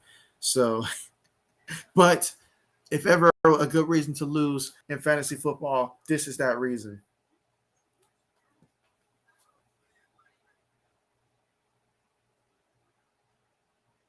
If I'm the Seahawks, I'm coming out and I'm going to do my best to try to get Metcalf some easy stuff short here. Just try to get the ball into his hands, free him up, and we'll see.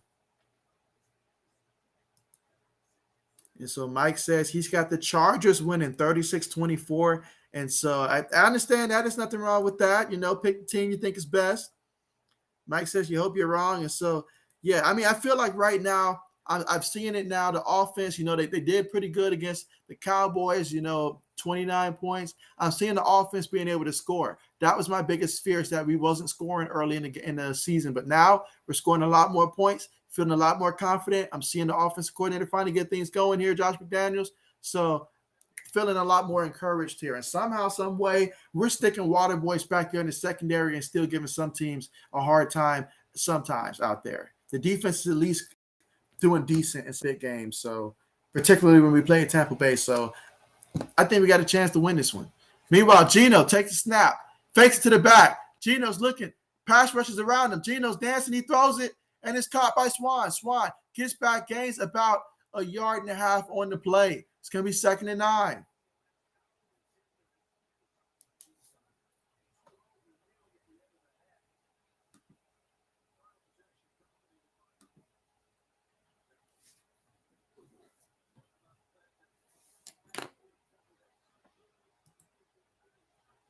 Mike says, I think Mac is coming along great, but rookie learning. The best way to learn is to start winning some of those big games.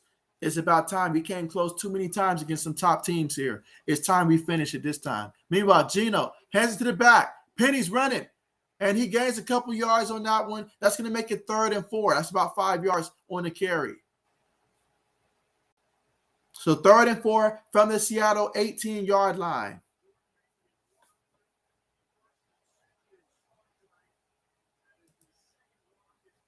And so Mike says, what's the Eagles' record? 80s. So we will wait for 80s to give us that answer there.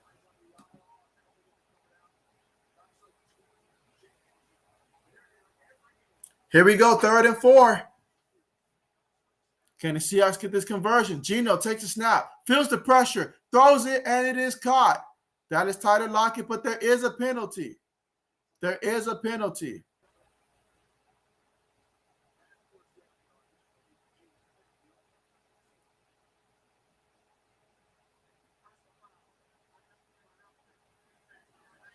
Unnecessary roughness on the defense, number 92. Yeah, Saints can't be doing that. Can't be doing that. Cannot be doing that. It's bad enough you gave up the 1st down, but then you go and add extra to it. Okay, how is that a flag? How is that a flag? He literally fell into him there. Come on, man. Come on, man. Come on now. Come on now. We can't be having that. Can't be having that. Meanwhile, Geno up under center. Tight end goes in motion. They hand it to him. And the tight end is running. And he gets the 1st down. Picks up about a good 12 yards on the carry.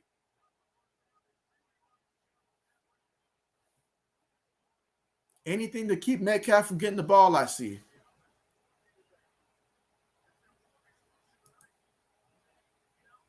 Mike says, like to throw.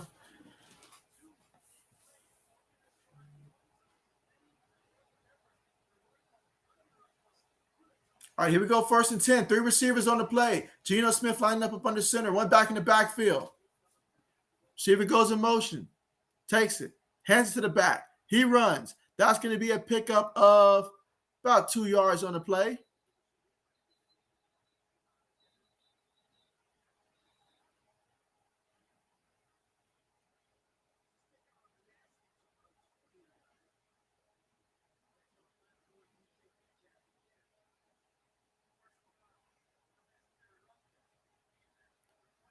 Again?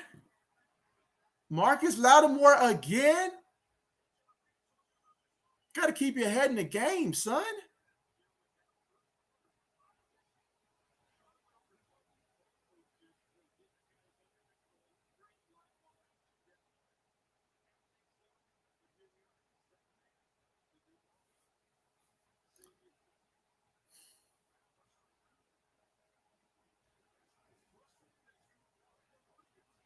All right, here we go. 1st and 10. Geno up under center. Got a fullback in the backfield. Fakes it. Play action fake. Geno feels the pressure. He's running and he slides. Still gets hit though, but he slides and he lost 4 yards on the play.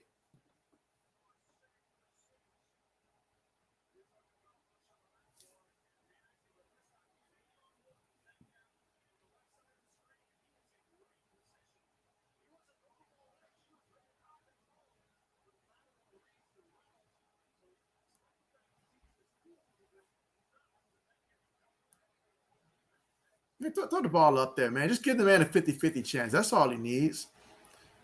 Here we go in the shotgun. 4 receivers on the play. Smith takes it. Geno's looking. He's moving around, feels the pressure. Will he be sacked again? He is sacked once again. So now the Saints, the defensive ends are coming loose here. They're applying pressure, and they're getting there now. 3rd and 19 from the Saints' 40-yard line. On this drive, 7 plays, 48 yards, 4 minutes off the clock in terms of time of possession. But what a drive this is becoming here for the Saints defensive line, getting in the backfield.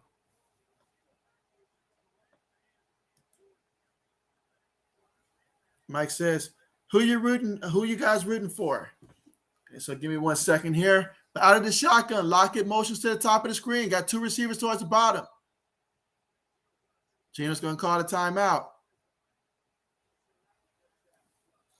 But yeah, I mean, who I want to win, and I want to see the Saints, or at least I think the Saints are going to win this game. But I do want to see Geno Smith throw the ball to Metcalf and help my fantasy football team. So I've got 2 agendas here for this one.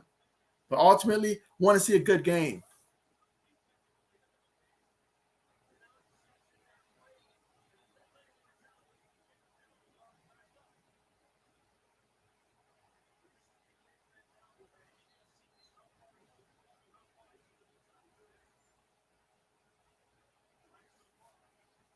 All right, here we go. 3rd and 19.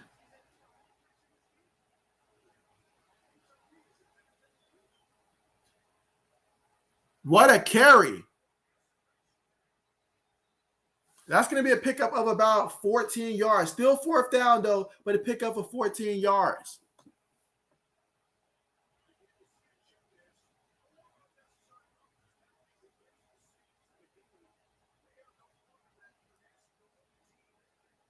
Yeah, what does he mean he's got just 1 reception? Is it really helping him? Yeah, it's helping them. Yeah, it's helping them. I mean, it would help him more if Geno throw the ball. He was 1-on-1. Get a man a 50-50 chance. That's it.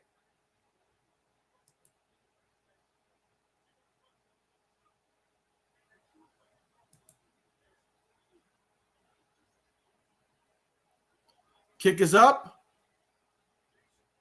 No good. No good. That's why he got dropped from my fantasy football team early in the season. Saw this coming. And see, Mike says things with Titans, JB. There's a lot of teams are bulky, not fast on the chessboard. They can stop Henry, And so, yeah, there you go. It's a 50-50 chance. That's all we're asking for. Mike says Jordan is nasty. Says, yeah, thumbs. Field goal. So, yeah, missed that one. Left points on the table. Mike says, my favorite style receiver is Metcalf, but usually bulky receivers are not rockets. And so, absolutely. But guys, yeah, if I'm hand picking receivers for the Patriots and stuff, I mean, obviously everybody wants the Tyreek Hills of the world and all like that. And of course, I want them too. But I would love to see on one side DK Metcalf, on the other side AJ Brown, two guys built like that, extremely young, can go up there, win those 50-50 passes, can get you the yards after the catch. They got the burst, the power. They can go up there and win those passes. Those are receivers I would love to see, for my team. And right now, given they're able to go out there and play. So, yeah, those two particular guys, if I had to handpick receivers for my team. I see 80 says, damn kickers. And so, yeah, they'll do it to you. They will do it to you. Mike says, not a barn burner, JB. I don't make the schedules. I just stream them. I don't make the schedules. Mike says, have you seen a college receiver yet you want on the Pats? No. I stay away from drafting wide receivers for the Patriots. It doesn't work for us. It does not work for us. So I don't waste a first-round pick, second-round pick, third-round pick. If it's anything above a fifth-round pick, Mike, you won't see me ask my Patriots to do it. It just doesn't work out. I've seen it too many times. They let me down. So we're not about to do that. But if I did have to pick a receiver for just a basic team in general, I'd be looking at the University of Texas right now. They've got some pretty good wide receivers on their team, so you can't go wrong with some of those guys. Chris Olave strikes me as the kind of receiver that really would have some success. I feel like he's the type of receiver that normally, if the coach needed a right receiver, that would be a team that would be a good fit there. But I don't know if the Patriots would. I don't know. If they drafted him, I'd be excited, but I've seen too many first-round picks, second-round picks not work out for the Patriots. So I'm like, let's just focus on addressing the offensive line first of all. Make sure Mac Jones has that. We'll sign some receivers through free agency. We tend to do better that way. Jameis up under center. Takes it. Hands it to Camara. Kamara's running and tackled. What a solid tackle. So here we go. 2nd and 5 coming up.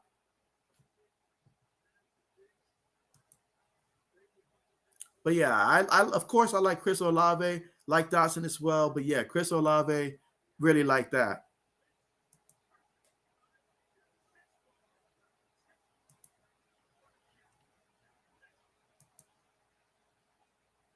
AD says it doesn't work for the Pats. And there you go. Jameis looking, throws it, and it is caught by the back. That's going to be a first down there, gain of 7 yards on the reception. So now we've got a 1st and 10.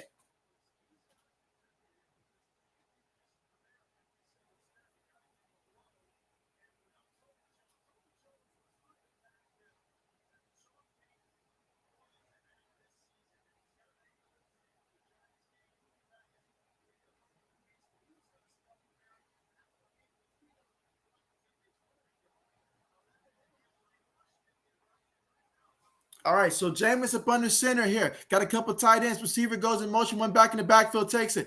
Hands it to the back. And he's grabbed in the backfield, trying to make something happen. And, yeah, he's going to lose about 3 yards on the play. That's going to make it 2nd and 13. Again, we're in the third quarter, about 7 minutes and 15 seconds left to go in the quarter.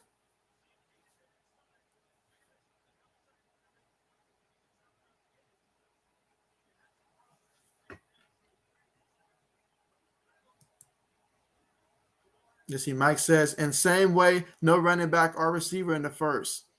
And so, yeah, just avoid that if possible. Now, in the 7th round, we might can make a quarterback turn receiver work out. Jameis looking, going deep, and, off the receiver hands right there. Oh, man, that's a play you got to make right there. You got to make that one right there. Just off his hands.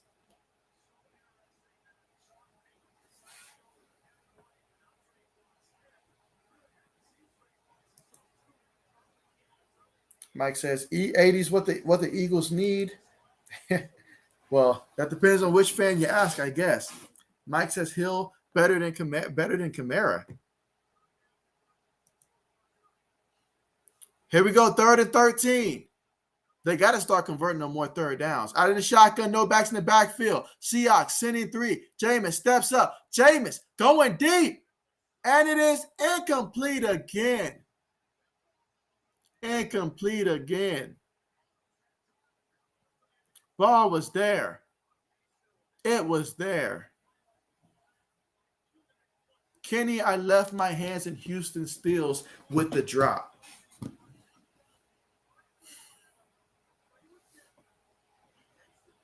Let's see, Mike says these receivers may not be first round. Doesn't matter if they first round, second round, third round, fourth round, fifth round. I'm not confident drafting any receiver in the first 5 rounds. 6th round, 7th round, maybe, because it's low risk, and if it works out, great.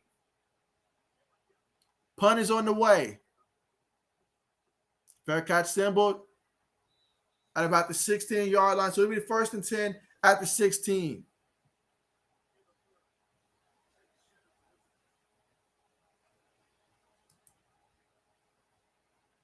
Mike says perfect placement. Yeah, the ball was there.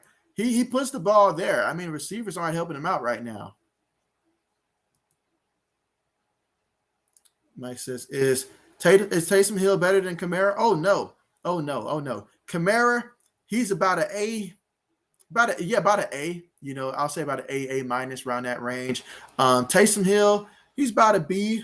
You know, about a B minus, somewhere along that line, because he has some flexibility. You know, not the best passer, but the fact that you can use someone that can throw, catch, his flexibility helps him out with that. But Kamara is light years better than Hill. Like light years better than Hill.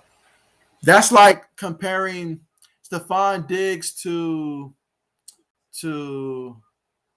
let's see, Stephon Diggs to what's that guy's name? Hold on a second. I forgot the guy's name. It frustrates me when I can't even remember the guy's name.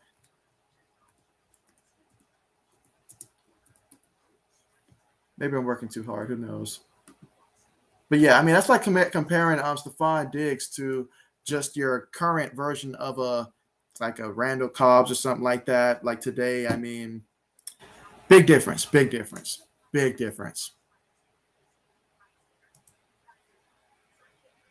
Mike says second perfect pass. And so, yeah, I mean, that's tough when you're dropping those passes. You're leaving points on the table.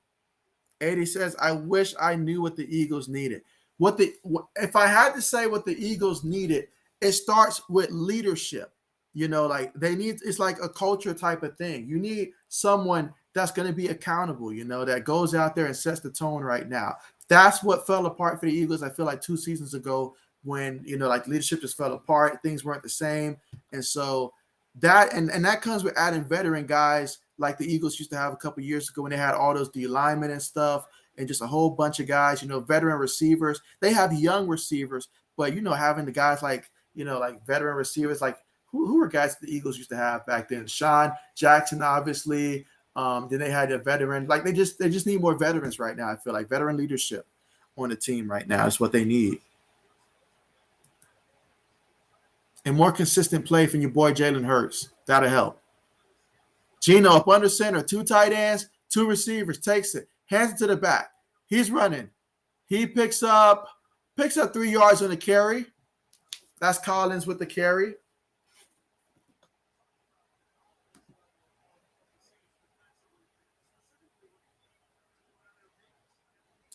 Yeah, so far right now, as a team, the Seahawks, they got 73 yards on the ground so far as a team.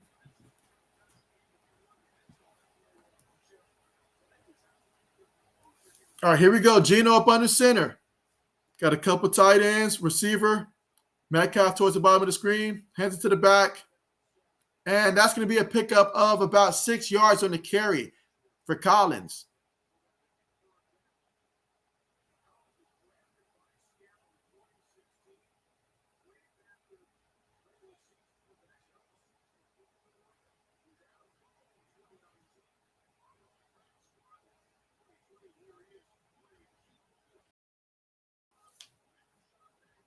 Let's see. Mike says the Steelers was on the Bills practice squad. Meanwhile, quarterback sneak. Did Geno get it? It looks like he did. Blow the whistle, man. Blow the whistle. They're about to rip him apart out there.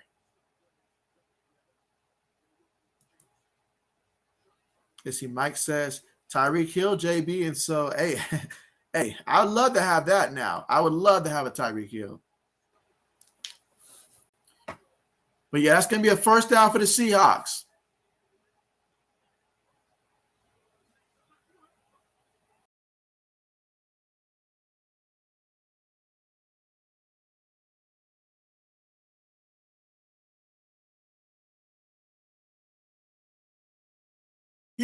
He gets about a good 3 yards on the carry.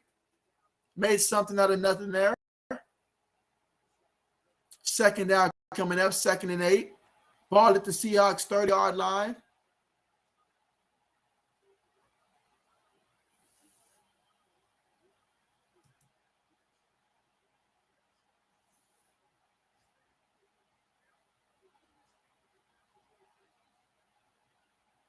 All right, here we go. 2nd and 7.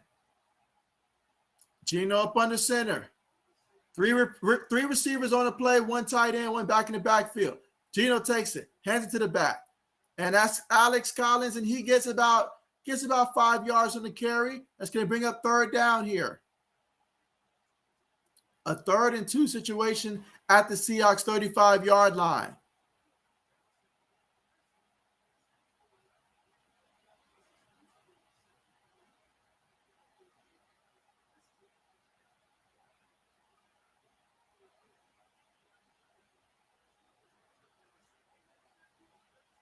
All right, here we go at the shotgun. 2 receivers towards the top of the screen, couple tight ends, takes a snap, hands to the back. Collins, he's wrapped up, gets back to the line of scrimmage.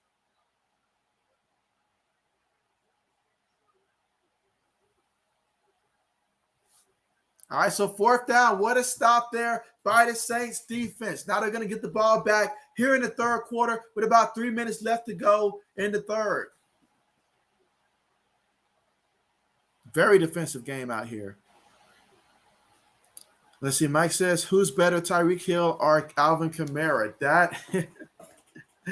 That is a question. We're talking about 2 special players. But if you're forcing my hand to pick here, I'm going to go and say, oh, man, that's really tough.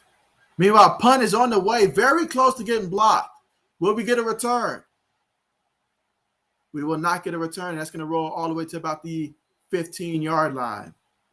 But yeah, Mike, that is one heck of a question. I mean, honestly, it depends on what your team need more. I see these guys as about the same in terms of their talent. Tyreek, there's so much you can do with him. He can offer defense from miles. Just having him alone, the defense has to watch out for him deep. But Alvin Kamara, you can use him as a receiver. You can use him as a back. He runs the ball, catches the ball. He can account for 33% of your offense, a third of your offense out there.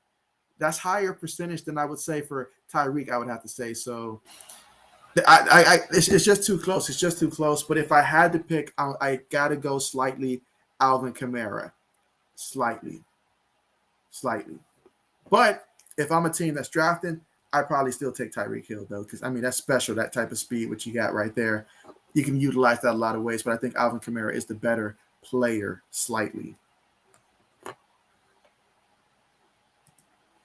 But yeah, here we are here in the 3rd quarter, 2 minutes and 30 seconds left to go in this one. And the Saints will be getting the ball back here. They're currently up 10-7 in this one.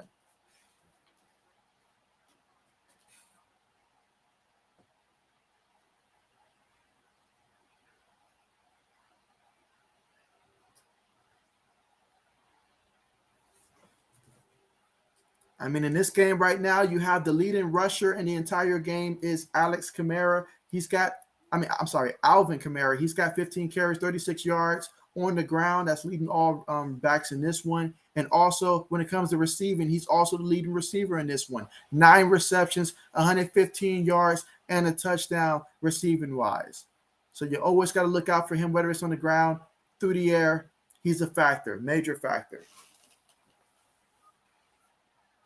He may be the only Saints receiver that has not dropped the ball, even though he's a running back, but he may be the only one that has not dropped the ball.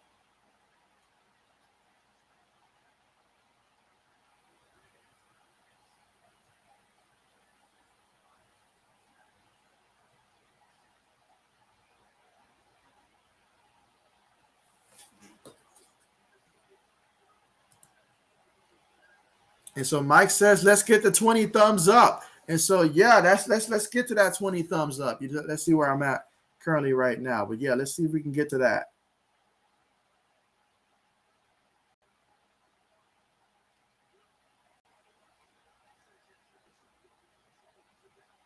All right, so yeah, we're at 15 right now. The record is 20, I believe it's 26. So out of the shotgun, Jameis has it. He's looking. Throws it to Camaro. Camaro, he's running. Look at that. Look at that. There was a small hole, was able to fit through it, get 13 yards for the first down, takes it to the Saints' 28-yard line here. Big time play. And so, I mean, this is something that I'm sure that Jameis, he finally got the memo. He's like, my running back can legitimately get me first downs if I just don't check it down to him. You know, that's all you have to do. That's something that he didn't have down there in Tampa. That's probably the biggest difference between New Orleans and Tampa. It's just those check downs. Having a guy like Alvin Kamara in the backfield, that really does help a quarterback out. Jameis up under center, one back in the backfield, got 3 receivers on the play, 1 tight end. Takes a snap. Jameis looking. Jameis pump fakes. Jameis looking. Dump, throws it down to the tight end. Tight end lowers his shoulder. Fumbled the ball. Was he down or did he fumble? They're saying it's the Seahawks football. So we have a turnover. That's just the case of a guy trying to do way too much with the football. Trying to do way too much with it. All you have to do is protect the rock and get down. You got to protect the ball. Oh, man, that hurts the team. Everything was going so well right there for the New Orleans Saints. And then you go and you gift the Seahawks the football with that one. I see Bobby Wagner in on the tackle. He's been very active tonight. Yeah, Wagner was going to come and try to knock that one loose either way.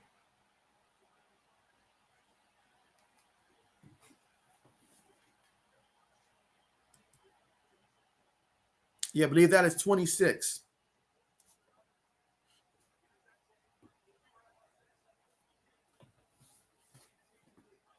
So now here in the third quarter, we finally have a turnover in this one. Let's see if this can start cranking things up. Geno takes the snap, hands to the back. That's Alex, and Alex Collins gets a yard on the carry.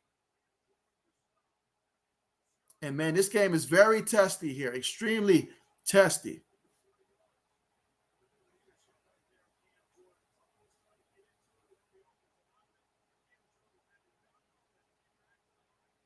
All right, so there we go. Seahawks in the shotgun. 3 receivers on the play. Geno takes a snap, hands to the back, and Collins ran into his own offensive lineman, bounced back, hit the flow.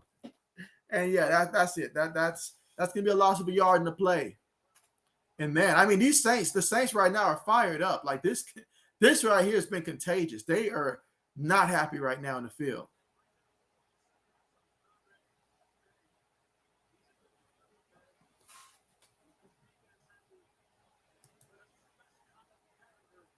Let's see. Mike says we will see 30 a new records soon. Hey, that would be great. That would be great. Once we start getting into the 30s, that'd be amazing right there. Let's see. Geno in the shotgun. The Saints are showing pressure, and they've got a couple guys back deep, so that leads me to believe they may actually send it. But we got a timeout by the Seahawks. They're out here burning so many timeouts that by the time they get to the fourth quarter, they better hope they have the lead because they're not going to have any timeouts to stop the clock at this point. They did the same thing in the first half.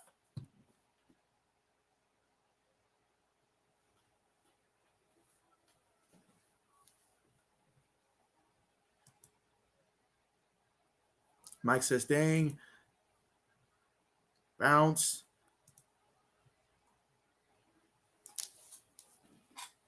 But there you have it. I mean, right now we're separated by 3 points. This game would have been tied if the Seahawks were able to convert on their last previous field goal attempt. But this right here, this sets them up in great field goal, in great range on the field to where they can get in field goal position or even try to get a touchdown. Out of the shotgun, you've got 3 receivers, got a tight end, 1 back in the backfield next to Geno. Saints showing pressure. They send 5. Geno's looking. He throws it. Almost picked off. Aiming for Swan on the play. Well, Swain. I mean, Swain is getting so many targets in this one. Maybe I should have started him in fantasy football.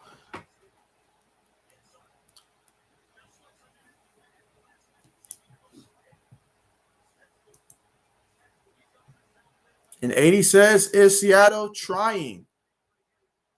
Let's see if Jason Myers can redeem himself here. He kicks it. It's good. Right down the middle. So we're all tied up. 10 apiece.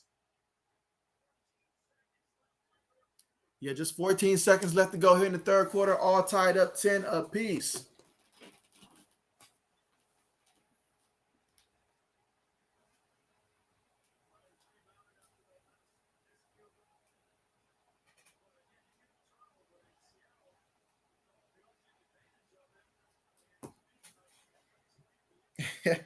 Mike asked the question that I want to know. Where's Metcalf?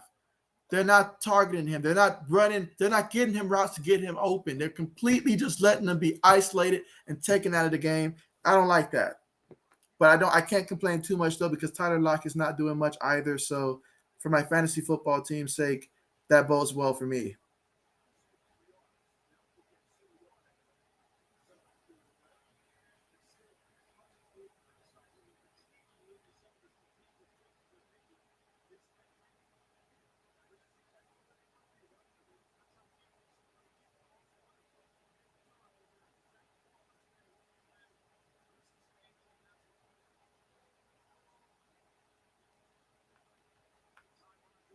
All right, so no return on that kickoff here. So we're going to get to see the Saints come out here first and 10 at the 25-yard line. 14 seconds left to go here in the third quarter, and we're all tied up 10 apiece.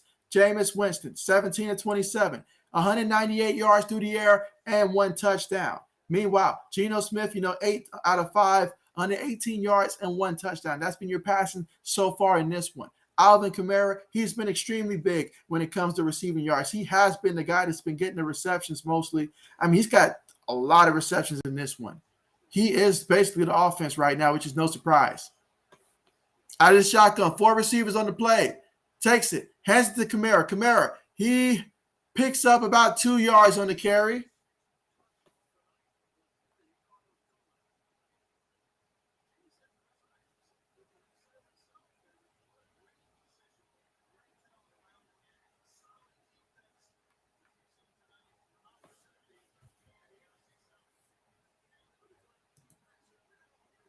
Let's see. Mike says Bills lost the bye week. Boo to this week. And so, hey, but think of it this way. It's now behind you. So every week moving forward, your team is going to be playing. I mean, I'm not going to lie. I was looking forward to a bye week for my team, but that's one less. That's one time I ain't got to worry about another disappointing loss, whether it's in overtime, whether it's because the kicker missed the field goal, all that stuff. But I get it. Your team's doing great. You want to see them out there, keep it going. They're going to come out fresh.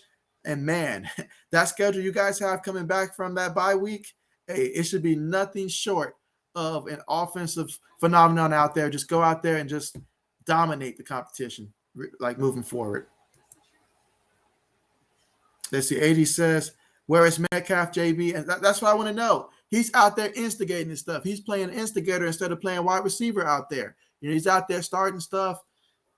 I need this man to get. I mean, as long as Tyler Lockett doesn't get another reception for the rest of the night, I got a W. And even if he does, as long as he doesn't get a touchdown, I've got a W tonight. So I'm not gonna take too much from it. As long as the game keeps going how it's going, I'm happy. But my question is, you guys are gonna love this one. Will we see an overtime game here tonight between the Saints and the Seahawks? Let me know if you think that this game will go to overtime. If you want to switch your point projection from earlier, now's the time to update that now. But do you guys see this game going to overtime, or will someone outright win it before we reach that point?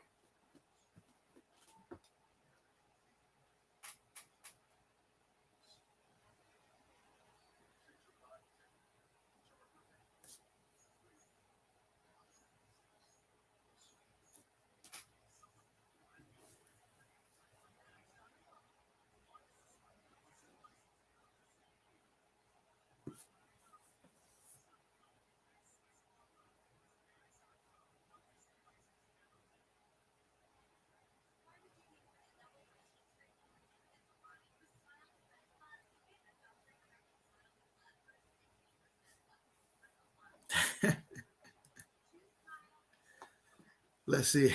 80 says you are the overtime king. And so it really feels that way. It really feels that way. But this game particularly, I will be A-okay if this game is ended in regulation. I will be okay with that. Jameis in the shotgun. Takes a snap. Seahawks sending forward. Jameis, he's moving around. He's still looking. He's running. He's going to scramble, and he gets the first down. Great job by famous Jameis to get the first down, 9 yards on the scramble.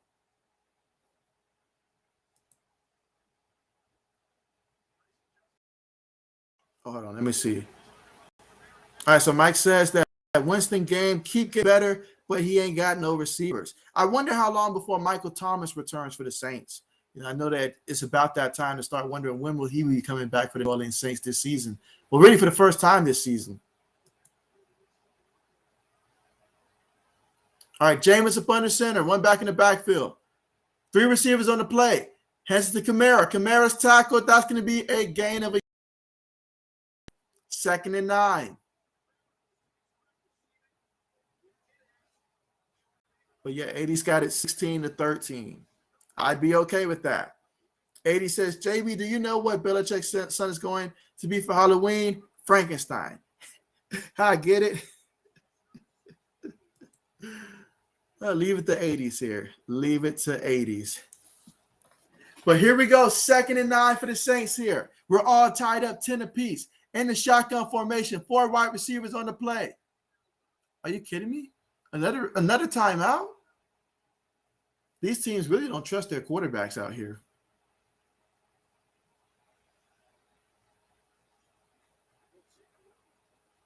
All right, so we got a timeout here. First timeout called by the Saints here in the second half.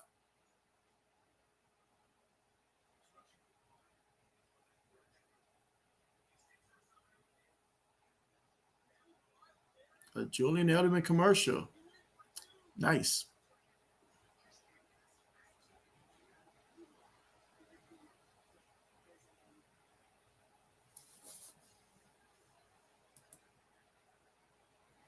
AD says quarterbacks have been lackluster. I mean, honestly, I wonder how much with the whole weather, being wet and stuff like that, as we saw, last night's game was just crazy with all the fumbles and stuff. But yeah, I mean, Jameis has put the ball there a couple of times. These receivers have let him down. They really have let him down. And as for Geno, it's like, all right, I got you in the end zone one time, Metcalf. Let me not look your way the rest of the night. How do you not even target him even one more time? I get it if he doesn't get no more receptions, but you don't even target him one more time? Come on now.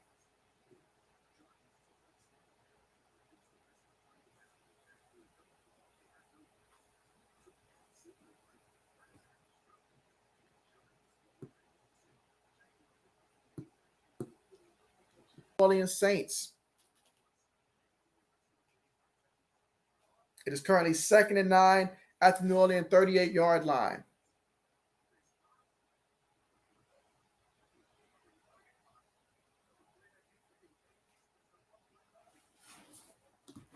Let me see. Matter of fact, give me 1 second. I'll be right back.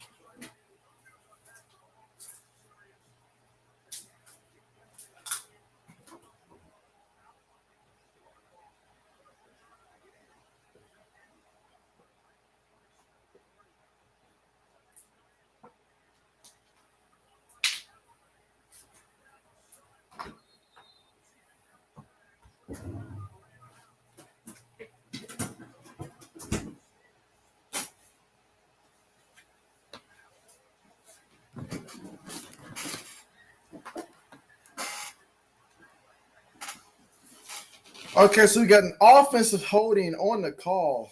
And so, man.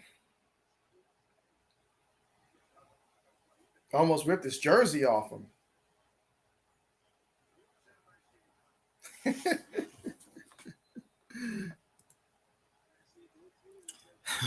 Mike says JB getting his Bojangle box, and so not tonight, not tonight. Maybe that's what that would have made the difference if I had ordered that tonight. Maybe that would have made the difference. But here we go, 2nd and 19 after the penalty. Jameis Winston in the shotgun formation, 4 wide receivers on the play. He takes it, he's looking. Seahawks sending pressure. Jameis running for his life back there. Picks up about 7 yards on the scramble.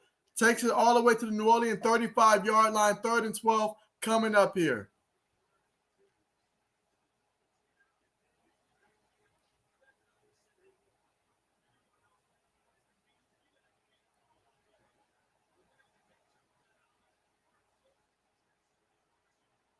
All right, here we go, 3rd and 12.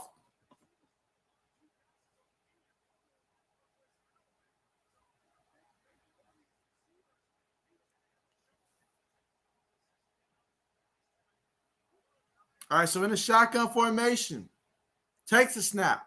Seahawks sending pressure. Jameis throws it, ball tipped, incomplete. Incomplete. So what a play there by the defense, and the Seahawks get the stop, and they're about to get the ball.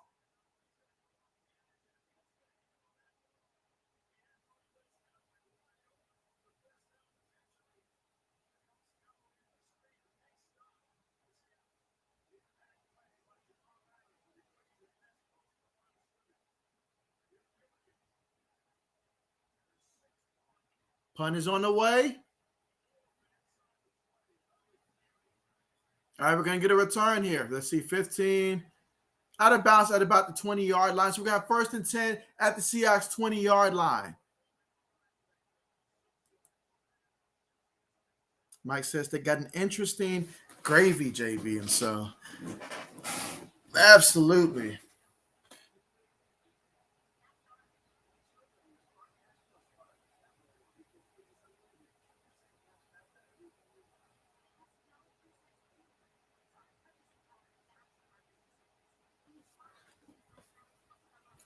And just a reminder that tomorrow night will be, we'll have an NBA stream. It'll be my 2nd NBA stream here this season.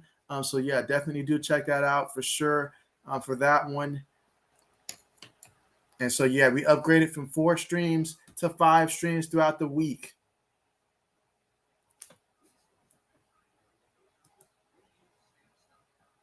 Let's see, Mike says, I always was my bow down with some you always wash your bow down with some sweet tea. Gotcha. Okay, nice. Always talk about Bojangle. Definitely gonna make me hungry. 80 says Penn State versus Ohio State. I know who JB got, but what you think, Mike? And so let's see what Mike's got here. Let's see. Mike says we don't got White Castle in Buffalo. That sucks. So yeah, that sounds rough. Mike says Ohio State, so Mike knows what it is. But yeah, the Ohio State University, I'm expecting to come out and to win.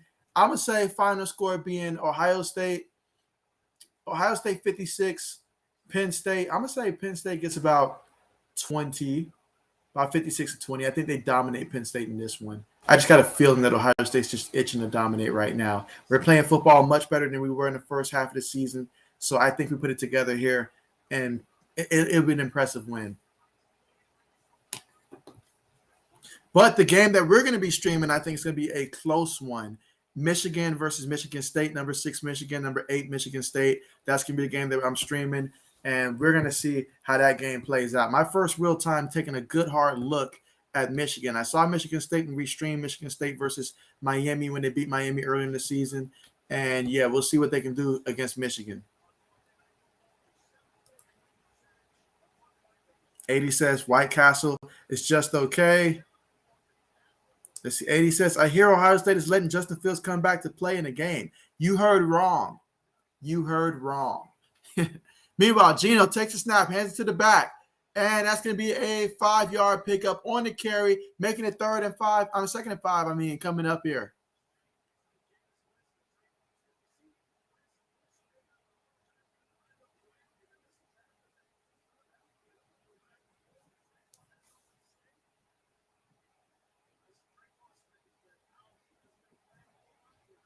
Play action fake. Geno's looking.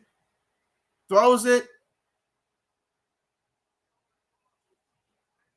Oh, so now we want to target Metcalf now. Incomplete, though. 3rd and 5 coming up.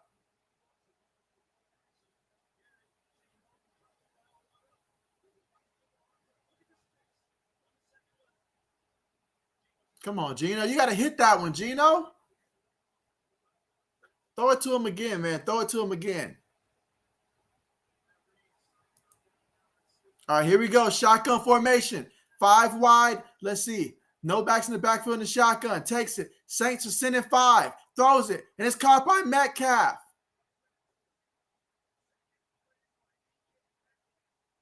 There you go. There you go.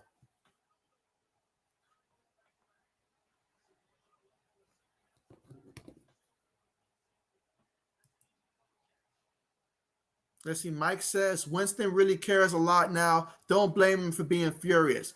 Absolutely, Mike. I'm glad that you mentioned that, Mike, because quite frankly, we see it all the time in the NFL. The difference is when Tom Brady does it, everybody loves it. But when Jameis Winston does it, they say he's being a bad leader. But he's just really passionate about it. You know, he really, really cares about winning. He's all in. You see him before the game standing there, making sure that he, shakes hands with everybody. He's just a passionate person. Sometimes a little too passionate, but yeah, just a passionate person wants to get it right.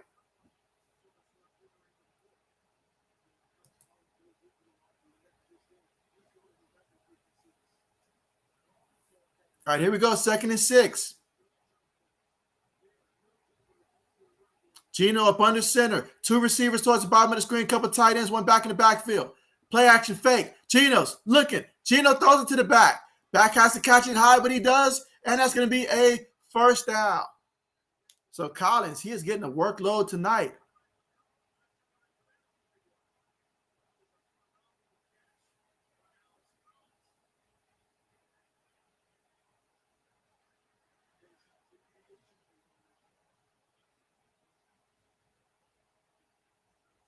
Yeah, these two teams, I mean, they're clearly not too fond of each other. I guess maybe this started back when Marshawn Lynch had that crazy run against the Saints in the playoffs. Maybe that's when this beef started because of how he did them. Who knows? But Collins on the carry, shakes out the first guy. Collins, woo, what a tackle that was.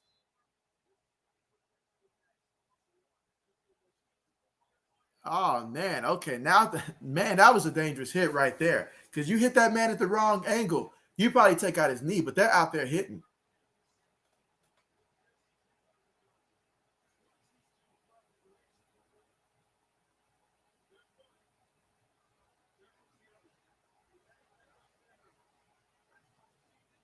All right, here we go. 2nd and 11 out the shotgun. Geno's looking. He throws it. Caught by Swan. Swan's running. He has the 1st down.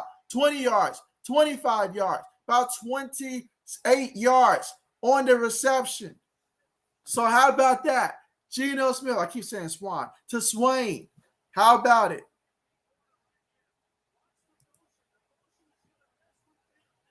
Mike says he needs a receiver. He could use him more. Too bad I called dibs on more first for Mac Jones. He can use him more. He can use more. Geno up under center. 1 back in the backfield. You've got 3 receivers, 1 tight end. Geno's communicating the play, making changes. Geno takes it, hands to the back. Collins, he gets wrapped up. That's going to be a loss of a yard on the play. I feel like Seattle really does need to trust Geno a little bit more than what they've done so far in this one. They're running it as if Collins is their regular starting running back. That's not the case. 16 carries, 35 yards. 2nd and 11. Geno in the shotgun, 5 wide. Takes a snap. Geno's looking. Geno throws it, and it's caught. Swain again. Wonder how many fantasy football points he got so far in this one. There is a flag, however.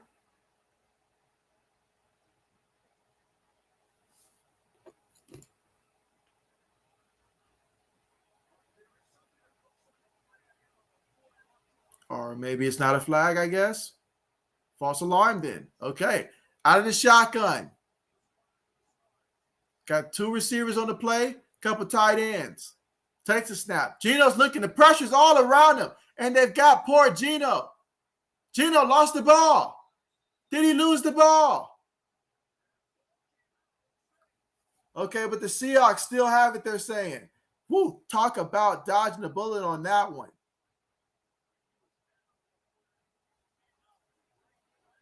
Talk about a terrible time to take a sack because you're thinking about field goal, possibly taking the lead, and then you take a sack like that. Your offensive lineman doesn't decide to block the next guy. No, he decides to hold you up. All right, here we go. Jason Myers. He's going to try this one. How far is this one? 53 yards. Kick is up. Oh, my goodness. Terrible kick. That one was terrible the moment it touched his foot. No good. So now, 6 minutes, 44 seconds. What is it going to take for Geno to be able to help these Seahawks beat the Saints? So many times he's tried and he's fallen short. But, man, that one hurts. Mike says, come on, Geno. It's more like, come on, Jason Meyer.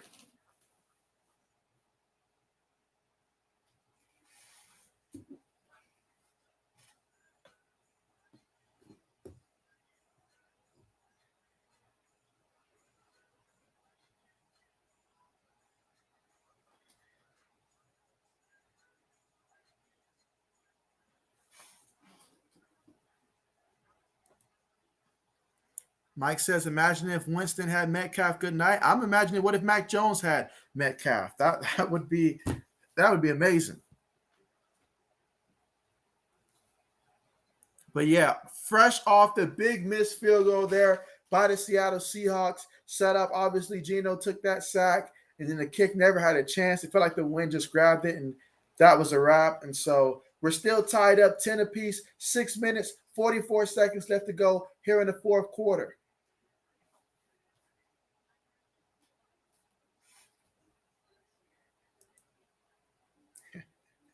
And 80 says that JB needs to train those kickers better. I mean, hey, if they watch me play Madden, it might teach them something. They might learn what it means to be clutch. But nah, I mean, Coach Dante can probably teach them better than I can.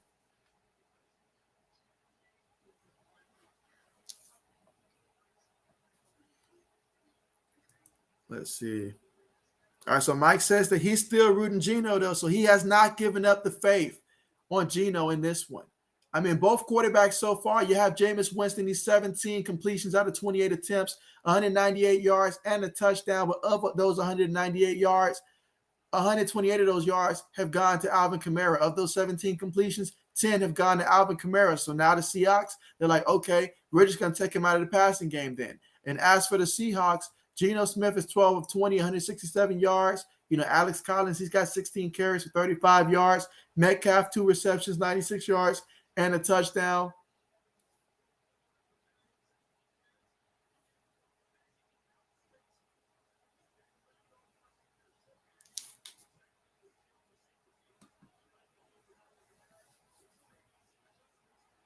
All right, let's see what they do here. All right, so here we go. 1st and 10. Jameis up under center. Takes a snap. Hands it to Alvin Kamara. Kamara picks up a yard on a carry.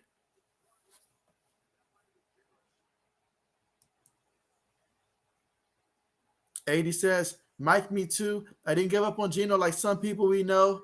And so I wonder who those some people can be. Here we go, 2nd and 9.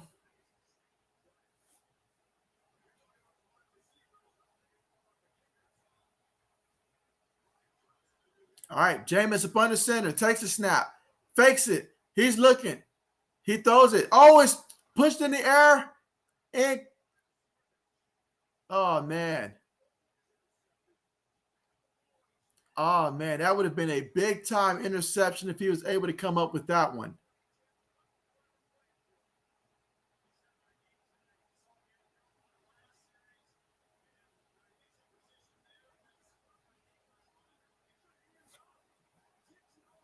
All right, here we go. 3rd and 9. Big third down here. 6 minutes and 1 second left to go in the fourth quarter. We're all tied up. 10 apiece. 3rd and 9.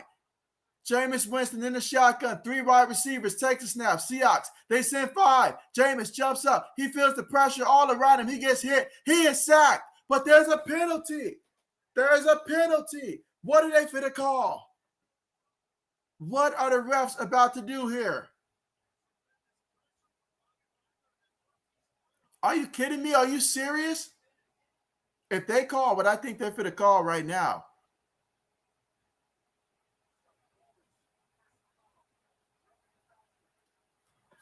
Roughing the passer. Roughing the passer. If you blow your whistle and call the play dead, he wouldn't have to do that.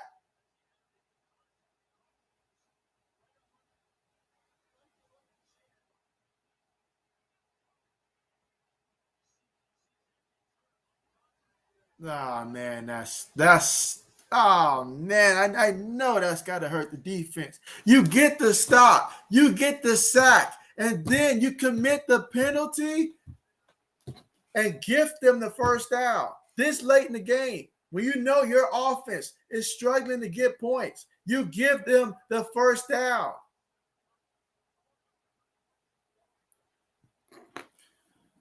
All right, here we go, though. After the penalty, we're looking at a 1st and 10 from the Seahawks 41-yard line. Jameis in the shotgun. 3 receivers. Takes a snap. Fakes to the back. He's bootlegging. He's looking. He has time. He's directing traffic. He throws it up there, going deep. Incomplete.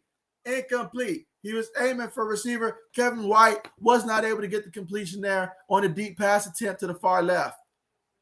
The receiver was there, had a step, but for some reason it hasn't been there tonight. He's 0 for 5 going deep for beyond 20 yards.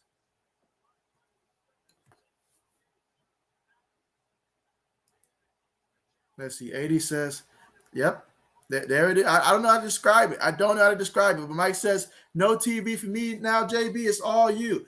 I got you. I'll take you the rest of the way. I'll take you further than it seems like Jameis is trying to go right now. Jameis takes a snap. Seahawks sending more pressure. Jameis just threw it down. He just threw it down. He said, the heck with this play. I'll get 3rd down.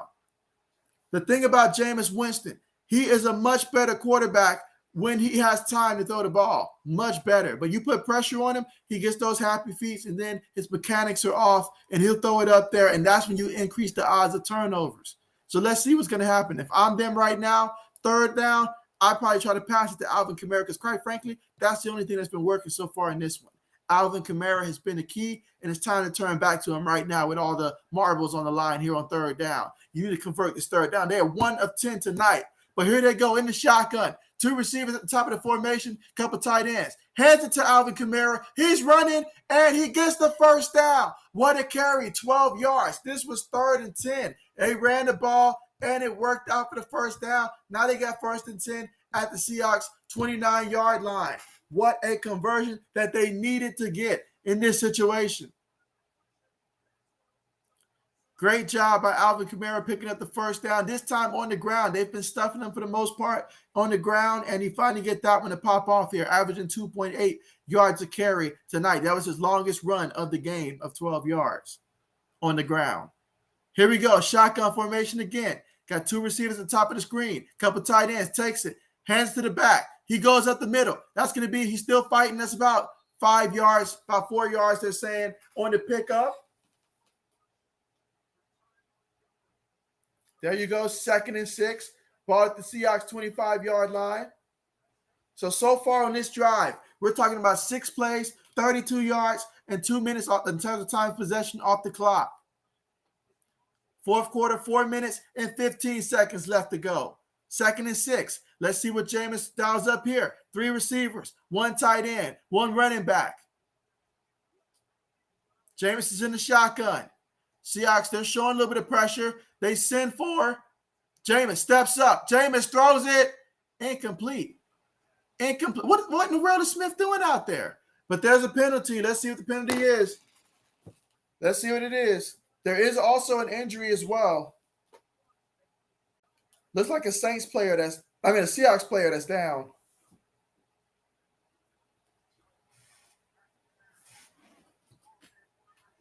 Offensive pass interference. Traquan Smith, again, making mistakes. These receivers for the Saints have not been helping out very much. Alvin Kamara is doing their work for them. If I'm the GM, Alvin Kamara will also be getting their paychecks as well because he's doing their work for them. Medical staff is attending to Blair right now for the Seahawks.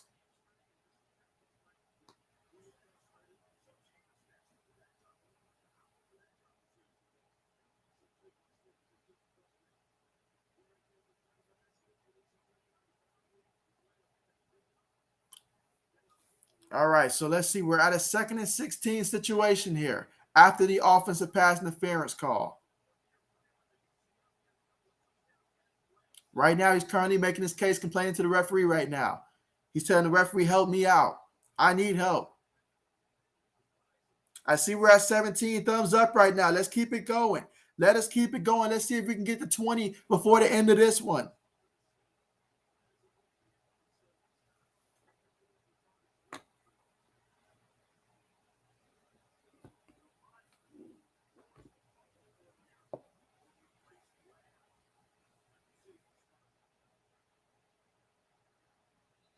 All right, here we go. 2nd and 16.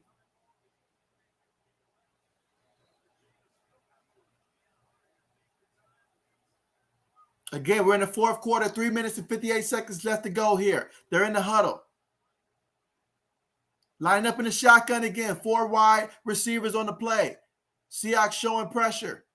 Jameis takes a snap. Seahawks send forward. He throws it, and it is caught. It is caught by Traquan Smith on the play. That's going to be a gain of 11 yards. That's going to make it 3rd and 5 at the Seahawks 24-yard line. Again, 4th quarter. Now we got 3 minutes and 42 seconds left to go here. And an important 3rd down here. So far, they've only converted like 2 third downs. And I think one of those was due to a penalty. So let's see what happens here. All right, so far, Jameis, 18 of 32, 209 yards, 1 touchdown so far in this one. Again, 4th quarter, clock still ticking, 3 minutes and 20 seconds left to go in this one. They're going to line up in the shotgun here. 5 wide receivers on the play. Jameis takes a snap. Seahawks in forward. He's looking. He's moving. Pressure's got to him. He throws it. Incomplete. Overthrew everybody on the play. Incomplete. 4th and 5 coming up here.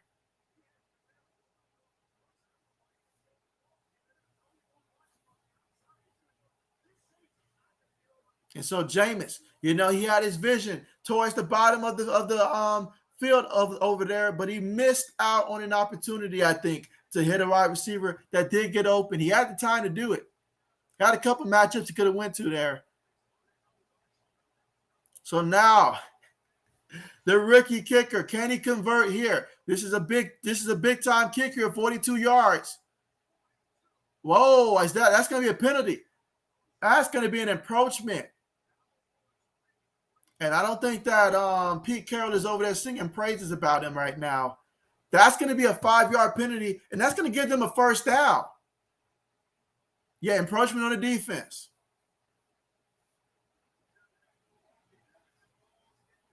Big time mistake. You just gave them a 1st down, and now they can continue to run some more plays, try to take some more time off the clock here, and try to get either in the end zone or kick a field goal. How do you do that, though?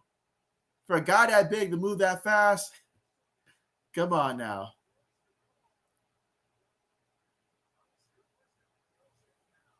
So now, 4th quarter, 3 minutes and 8 seconds left to go. Let's see what they're going to dial up here.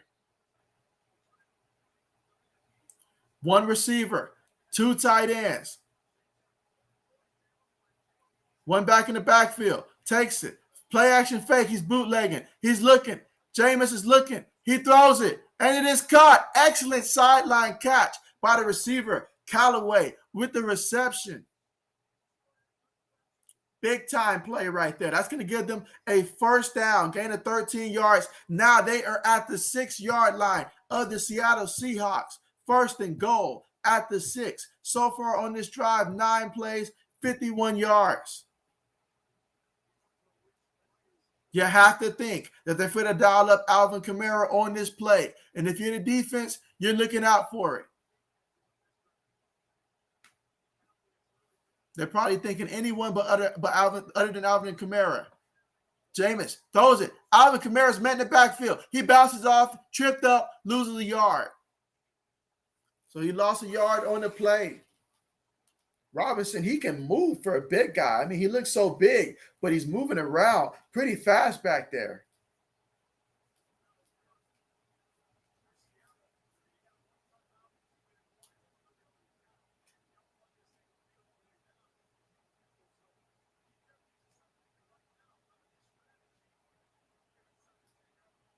All right, here they go. 2nd and goal at the 8-yard line.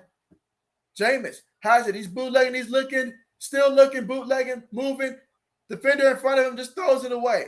Throws it into the stands. Throws it away.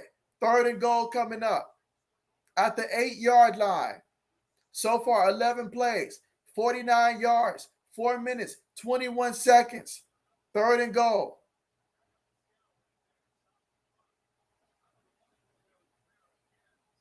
Yeah, I probably would have ran the ball as well on that one. Take it to the 2-minute warning because right now you just want to melt as much time as you can. That's all you want to do.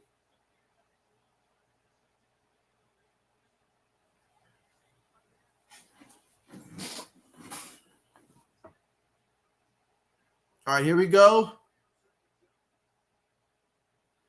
And we got a timeout here by the Saints. They're going to talk about this one. 3rd and goal at the 8. I get it, though. You know, the history that Jameis has of turning the ball over. You want to have that conversation with him, talk with him, make sure he understands what the situation is.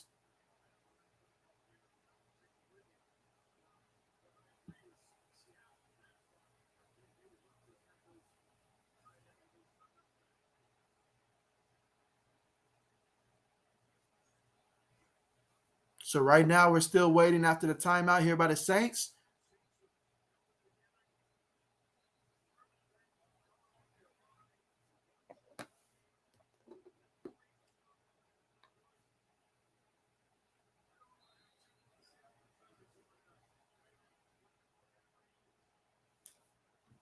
All right, here we go. 3rd and goal. Out of the shotgun. Camaro goes in motion. 3 receivers toward the bottom of the screen. Jameis is looking. Jameis. Oh, man, the pressure's got to him. 2 guys get him for the sack. They got to split that one. Yeah, he had no chance on that one.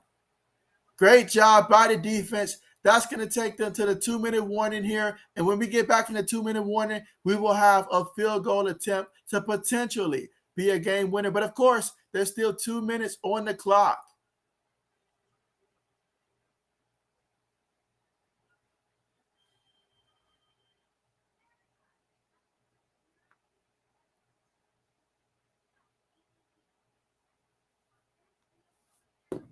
So, yeah, the 2-minute warning now in this one.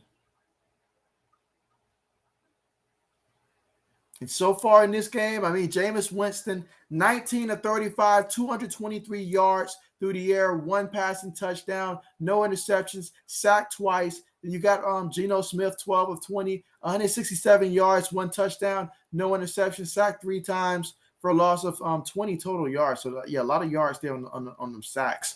And then on the ground, as a team, the Saints have 29 carries, 97 yards, 51 has come from Alvin Kamara, and 43 has come from Jameis Winston. And then on the ground for the Seahawks, they have 90 yards on 28 carries.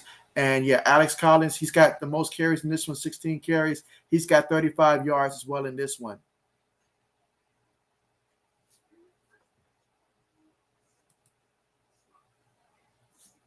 Let's see, 80 says then they couldn't get into the end zone. And so, yeah, they really couldn't. They really could not. And ultimately, I just feel that they should have went ahead and ran the ball that on that 2nd down play where they had an incompletion. Run the ball, take that to the 2-minute warning. Then afterwards, run it again. At least you make Seattle use all the timeouts and stuff because Jameis near the goal line, you know the history he has with throwing questionable passes. Don't want to risk that. Take away all the timeouts, no timeouts, all that stuff. But, you know, it is what it is right now, and we'll see if they can convert in a field goal attempt.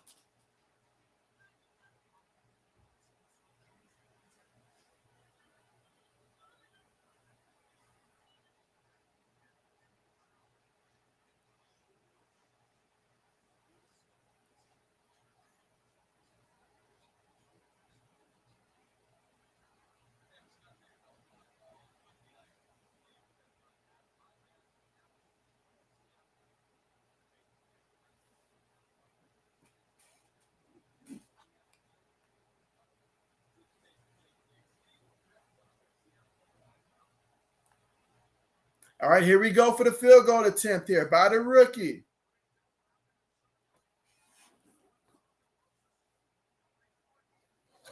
Brian Johnson, this is big. In his first NFL career game, the rookie out of Virginia Tech, 33 yards to give the Saints the lead. Kick is up, right down the middle. That's how you make a field goal right there. And the Saints have the lead, 13-10. With a minute, 56 seconds left to go in the game. Seattle's got one timeout to their arsenal, and also the Saints have one timeout as well.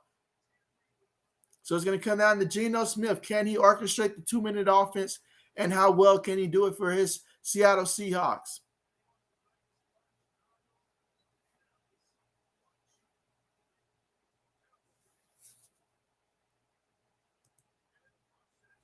Let's see. 80 says drilled it. Absolutely.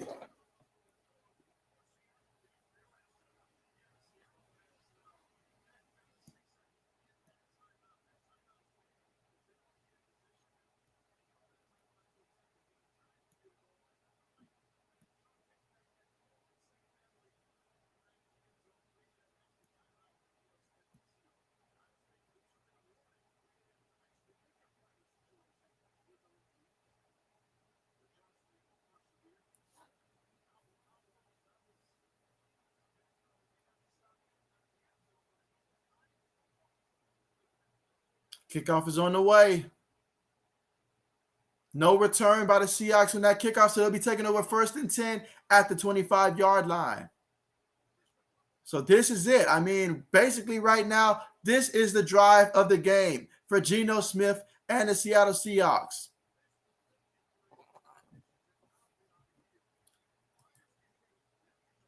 Let's see. Mike says Geno got to work the sidelines, JB. He's got to work DK Metcalf. That's his answer. Give it to DK. Good things will happen. You saw earlier in the game, he had that 84-yard touchdown. Get the ball to him again. Find him one-on-one, throw him up a jump ball, let him go out there and make a play. But here you go, out of the shotgun. 5 receivers on the play.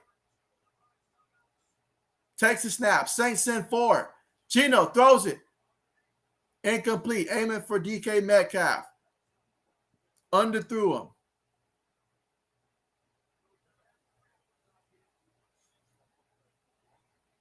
And Russell Wilson's looking mighty confused right now. But here we go. Geno out the shotgun. 4 receivers on the play. Saints send 5. And Geno takes the sack. He ate the sack on that one. Lost 8 yards. Clock still ticking. Here we go. 3rd and 18.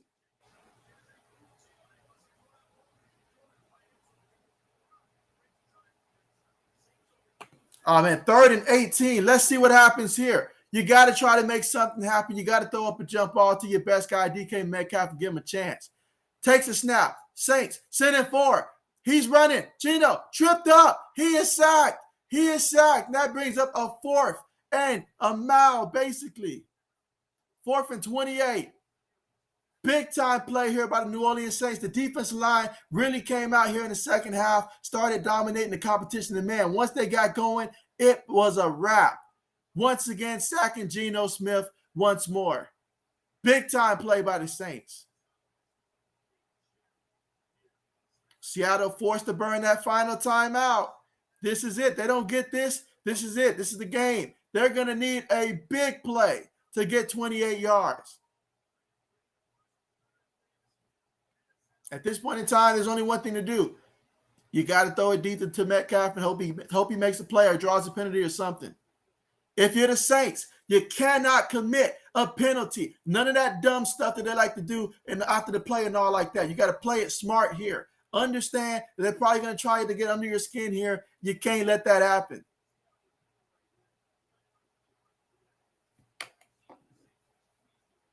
But here we go. 4th and 28 out the shotgun. No backs in the backfield here.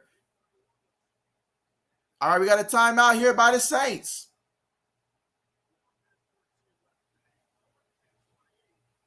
Timeout here by the Saints. Want to make sure everybody's on the same page defensively and that he communicates the same thing I just said. Nothing stupid, all right? Nothing deep, and don't commit any type of penalty that's going to give them a first down. Keep your composure out there. No unnecessary roughness out there. No defensive pass interference. None of that would give them a first down. Do not bail this team out right now.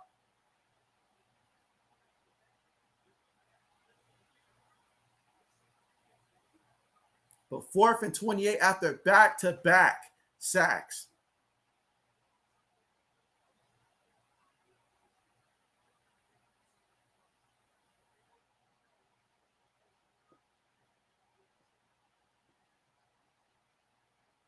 All right, here we go. Geno Smith out of the shotgun. 4 receivers on the play. Got a tight end as well.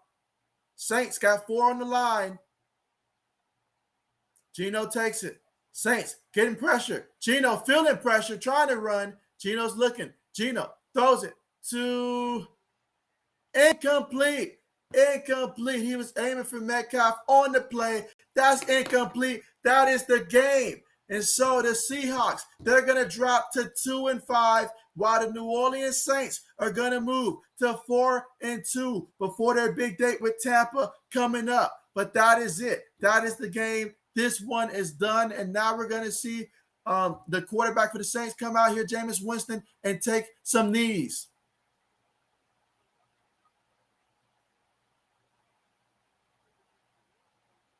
But what a play by the defense here. And that's it. That's it. That's a wrap. Jameis is going to come out, take a knee, and this one is done. The New Orleans Saints come up with a 3-point victory.